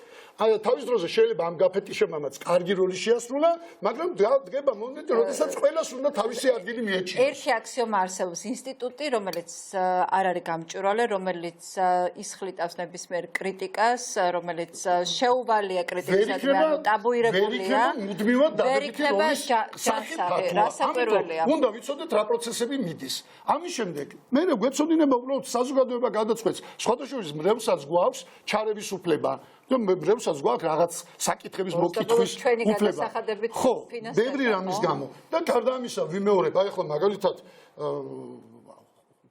მიდის ხო ომი და ბრძოლა, მე მიმაჩნია რომ იქ არის მართლა არიან პროდასავლური თქვათ განწყობის ეპისკოპოსები, რის საფუძველზე წაკეთებმა, ყველას თავისი მოტივი აქვს. მართლა არიან რუსული გავლენის ქვეშ მყოფი ეპისკოპოსები, რომლებიც რუსულ გავლენას ემაშვებიან, რა ქვია, პირდაპირ ავრცელებენ და ამტკიცებენ და არის რაღაცა შუალედური რგოლი, რომელიც იბრძვის უბრალოდ გავლენისათვის. და ეს გავლენა არ არის, ეს კაპიტალი არ არის, პოლიტიკური კაპიტალიც უზარმაზარი აქვს და ფინანსური კაპიტალიც უზარმაზარი აქვს. ორივე ინტერესი დიდია. რაც შეეხება ყველაზე მთავარი პრობლემა რაც არის არა მარტო ის რა ხდება ეკლესიაში, ეს მაინც ძირითადად ჩვენი როგორც მრევლის და ეკლესიის გადასაწყვეტია. მაგრამ ჩვენთვის ყველაზე მნიშვნელოვანი როგორც მოქალაქეებისთვის არის როგორ იქცევა ჩემი სახელმწიფო. როგორ იქცევა ჩვენი სახელმწიფო და დღეს ჩვენ გვაქვს ჩვეულებრივი მაფიოზური ქვეყანა, სადაც საქმის გარჩევები, მე კონკრეტულად ეს ფაქტი არის თუ არა მართალი, ამაზე აღარც კი ვილაპარაკებ, იმიტომ რომ ეს ახასიათებს. რა თქმა უნდა, გამოძიება არ ვიცი ზუსტად, მე მგონი 3 სპეცნაზელი ზის, ხო? ფადრი პატრაკაციშვილის წინააღმდეგ დაგეგმილი და მე გადაფიქრებული მშვენიერი მაგალითი და ანალოგია მოიყვანა. რისი თქმა მინდა, აქ ლაპარაკი იმაზე კი არ არის, მართლა გეგმავდა ვინმე პატრიარქის ლიკვიდაციას თუ არ გეგმავდა. ბრალი წამოყენებულია, პროკურატურა ვალდებულია, რომ საქმე აღძრას და გამოძიება ჩაატაროს, მართლა იყო თუ არა შეთქმულების მომზადების მცდელობა, ესეც ვალდებულია. მით უმეტეს რომ ამას საფუძველი, მე უკვე იაკობმა კი არ მიცა, ამას საფუძველი მიცა საქართველოს იმჟამიდელმა პირველი ვინ გააჟღერა რომ პატრიარქის ყოლობა იგეგმებოდა და საერთოდ რომ პატრიარქი შეიძლება მოკლან. ეს ხო პირველი ითქვა სწორედ კვირიკაშვილის პირიდან. ეხლა ეს სად არის სიმართლე? ეს არის სწორედ იმ და ღვიე წყალში პროკურატურის დასადგენი, რომელსაც რა თქმა უნდა არიზებს, მაგრამ ღვიე წყალი არის ძალიან კარგი ნიადაგი სწორედ რუსული სპეცსამსახურებისთვის და ამიტომ ჭირდება ამ წყალს დაწმენდა და მირჩევნია ყველას და ერქოს მისი სახელი. ჭორები იქ სადაც სიმართლე არ ითქმება, იქო ჩვენ ხელისუფლების წინააღმდეგ როგორ იბრძოდნენ, არცელებდნენ ჭორებს და ჭორს როცა არცელებ, ყველანაირი ჭორს არასდროს არ უნდა თქვა ბოლომდე, არასდროს არ უნდა დაამტკიცო. რატო? როცა რამეს ამტკიცებ, ზუსტად ის არის, საშინელია თუ არ არის საშინელი, ზუსტად ის არის, რაც არის. დამტკიცებულია და იმიტომ. როცა არ ამტკიცებ, მაშინ ადამიანის გონება შეუძლია თვითონ თავისი ფანტაზიები თვითონ განავრცოს და მასშტაბები თვითონ შეძინოს ამა თუ იმ ჭორს. ამიტომ მე ვამბობ, ჩემი ქვეყნის ინტერესისთვის, თორე ხელისუფლებაზე სულ არ ვჯავრობ, ჩემი ქვეყნის ინტერესისთვის, სტაბილურობისთვის ამ ქვეყანაში, იმიტომ რომ მე ამ ხელისუფლებას სულაც არ მინდა რომ გადაყვეს უბრალოდ მთლიანად ქვეყანაც, კარგი იქნება თუ ყველას თავის სახელი დაერქვა და ყველას არ ექნება იმის საშუალება რომ ისარგებლოს ამ ქაოსით, რომელიც დღეს შექმნილი არის სახელმწიფოში და მათ შორის ეკლესიაში. ხო, პრინციპში მე გაკოს ოპტიმის ვარ გავიზიარებდი, რომ რეალურად საპატრიარქოში ანუ ამ ორგანიზაციაში უფრო მეტი და უშუალოდ ბევრი არის პროგრესული და დასავლეთის უფრო სასულიერო ფერი. რეალურად ჩვენ ყველამ ძალიან კარგად ვიცით, რომ რუსული გავლენების და სწორედ ეს ჰიბრიდული ომი და ზოგადად პროპაგანდა და ეს ცნობიერებიდან ამორეცხვა და უფრო პროდასალური ღირებულებების და იმ რაღაც სულისკვეთების ეს ხდება სწორედ რუსული ეკლესიის და მართლმადიდებლობის სახელით და ზუსტად გავრილოვი იყო ამის სიმბოლო, როდესაც მართლმადიდებელი ასამბლეის ასე ვთქვათ ერთიანი სივრცით შემოვიდა გავრილოვი და დაждდა პარლამენტის სპიკერის სკამზე. ამიტომ აქ მე ესე ოპტიმისტი ვარ ვიქნებოდი რეალურად ეხლა ვიცი იაკობი ამბობს, მეუფე იაკობი ამბობს, არ ამბობს, ჯერა არ უჯერა, მაგრამ ყველაზე მნიშვნელოვანი ისე რა ყველაზე დიდი ფარისეველი და ყალბი ადამიანი, ასევე საქართველოს ინტერესების ძირგამომთხრელი ეს არის ოლიგარქი, რომელსაც მიტაცებული აქვს სახელმწიფო. ანუ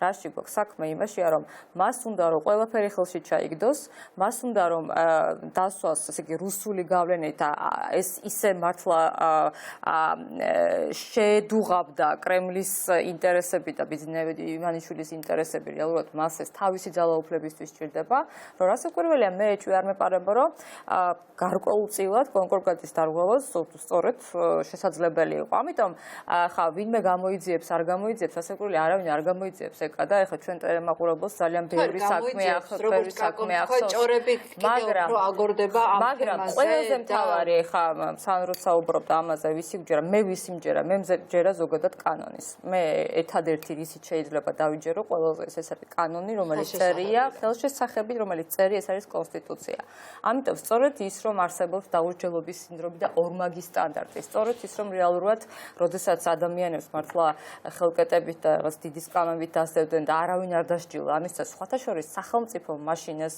ძალა ვერ შეაკავა გახსოვთ ალბათ როდესაც სახელმწიფო არ იყო იყენებდა ამას ამიტომ რეალურად ეს არის და გამოყენებად იყენებს ხოლმე კი მე გამოყენება არ უნდა ჩვენ ძალიან კარგად გვახსოვს მთელი ეს წლები ჩვენ ძალიან კარგად გვახსოვს სახელმწიფო ამიტომ რეალურად მოდით ესე ვთქვათ ეხა სახელმწიფოს როდესაც ერთი ადამიანი ყველა მხრივ უთხრის ძირს რასაკვირველია ზუსტად ჩდება ესეთი კრიზისები რაც შეეხება კრიზისებს ეკა ხა ორგანიზაციაში კრიზისი და ზოგადად ის ძალიან ბევრი კრიზისი გამოიარა ძალიან ბევრი კრიზისი გამოიარა სოფლიო ეკლესიებმა ხო ეხა ამაში განსაკუთრებული არაფერი არ ჩვენ გვახსოვს ძალიან მძიმე პერიოდი გვახსოვს თქვენ ახსენეთ თქვენ ჩვენ ბოსტონის კრიზისი ახსენეთ ინკვიზიცია გამოიარა ეკლესიამ ხო ეს რეალურად ჩვეულებრივად ხდება და ისტორიას ახსოვს ესეთი მაგალითი მთავარი ის არის რომ ჩემთვის ყველაზე მნიშვნელოვანი რომ სახელმწიფოს ინტერესები, სახელმწიფოს უსაფრთხოება არ უნდა დაზიანდეს და არ უნდა მოხდეს ზუსტად, ასე ვთქვათ, ერთი ადამიანის ივანიშვილის და ასე ვთქვათ, მისი სახელმწიფო რეკეტს ვეძახი მე ასე ჩხარტიშვილი ფარცხალაძეს, ეს სახელმწიფო რეკეტი, ჩვეულებრივად მაფიოზური რეკეტი, რომელიც ყველანაირად ყველა სიღრმეში და წიაღში შეეღწია. ამიტომ ჩემთვის მთავარი ის არის ეხლა რომ ზიანდება სახელმწიფო ინტერესი, ხდება რუსული ინფილტრაცია და მათ შორის ძალიან სამწუხაროა, მაგრამ ზუსტად რაღაც ფრთა იქნება თუ რაც გვინდათ ის უწოდოს და უშად სასულიერო პირების მიერ არსებობენ ასე ვთქვათ დარწმუნებული ვარ პროგრესული ადამიანების და ველსახურებით მაგრამ ყველაზე მნიშვნელოვანი ეს არის რაც სურს ჩვენ მტერს ხო და ამით შემოაღწია და შეაღწია მან ძალიან ბევრი ამიტომ ჩვენ ყველაზე მნიშვნელოვანი არის ორ სიტყვას ყველაზე მნიშვნელოვანი არის რომ სახელმწიფო მოქმედებდეს სეკულარიზმის პრინციპით სახელმწიფო და ხელისუფლება ეს ამ შემთხვევაში ეს არ მოხდება ეს მოხდება მხოლოდ იმ შემთხვევაში როდესაც რეალურად შეიცვლება ხელისუფლება და მართლაც მოვა ჯანსაღი ძალა რომელიც და იაკობის ხელისუფლებას როცა მას შეეხება ამაში რასაკვირველია გეთანხმები და რეალურად უნდა დაიწყოს ის რომ ორმაგი სტანდარტებით დაუსჯელი ადამიანები არ უნდა არსებობდეს. კი ბატონო და მგონია რომ ამ შემთხვევაში მეუფე იაკობი ნამდვილად ძალიან მნიშვნელოვანი ფაქტობრივად ოქროს მოწმე იქნება უმნიშვნელოვანეს საკითხებზე. ამით ძალიან დიდი მადლობა რომ იყავით ჩვენთან ერთად. წერტილის როლი შეასრულა. და გამოძებული იქნება დეკანოს მამალაძის საქმე, რომელშიც ყოველგვარი მტკიცებულებების გარეშე ხარ, რაც ჩვენ ვიცით საჯაროდ, ხო? ეხლა მე ესე თქვა დეტალურად შეიძლება საქმეს არ ვიცნობდეთ, მაგრამ რეალურად ეს არის ძალიან მნიშვნელოვანი, დანაშაულია პრაქტიკულად. ამიტომ შესაბამისად ძალიან მძიმე ფაზაა, კრიზისია, მაგრამ პირველ რიგში ეს არის ზუსტად იმ ფარისელობის და სიყალბის და მართლაც ძალაუფლებისთვის და თქვათ უცხოური ინტერესების ინფილტრაციის ასე თქვათ მიდრეკილი ერთი ადამიანის ზუსტად კი ბატონო ძალიან დიდი მადლობა რომ ვიყავით ჩვენთან ერთად დიდი მადლობა რომ გვისმენდით თითქმის 2 საათის განმავლობაში ჩვენ ხვალ შევხვდებით ერთმანეთს კარგად ზანდებოდეთ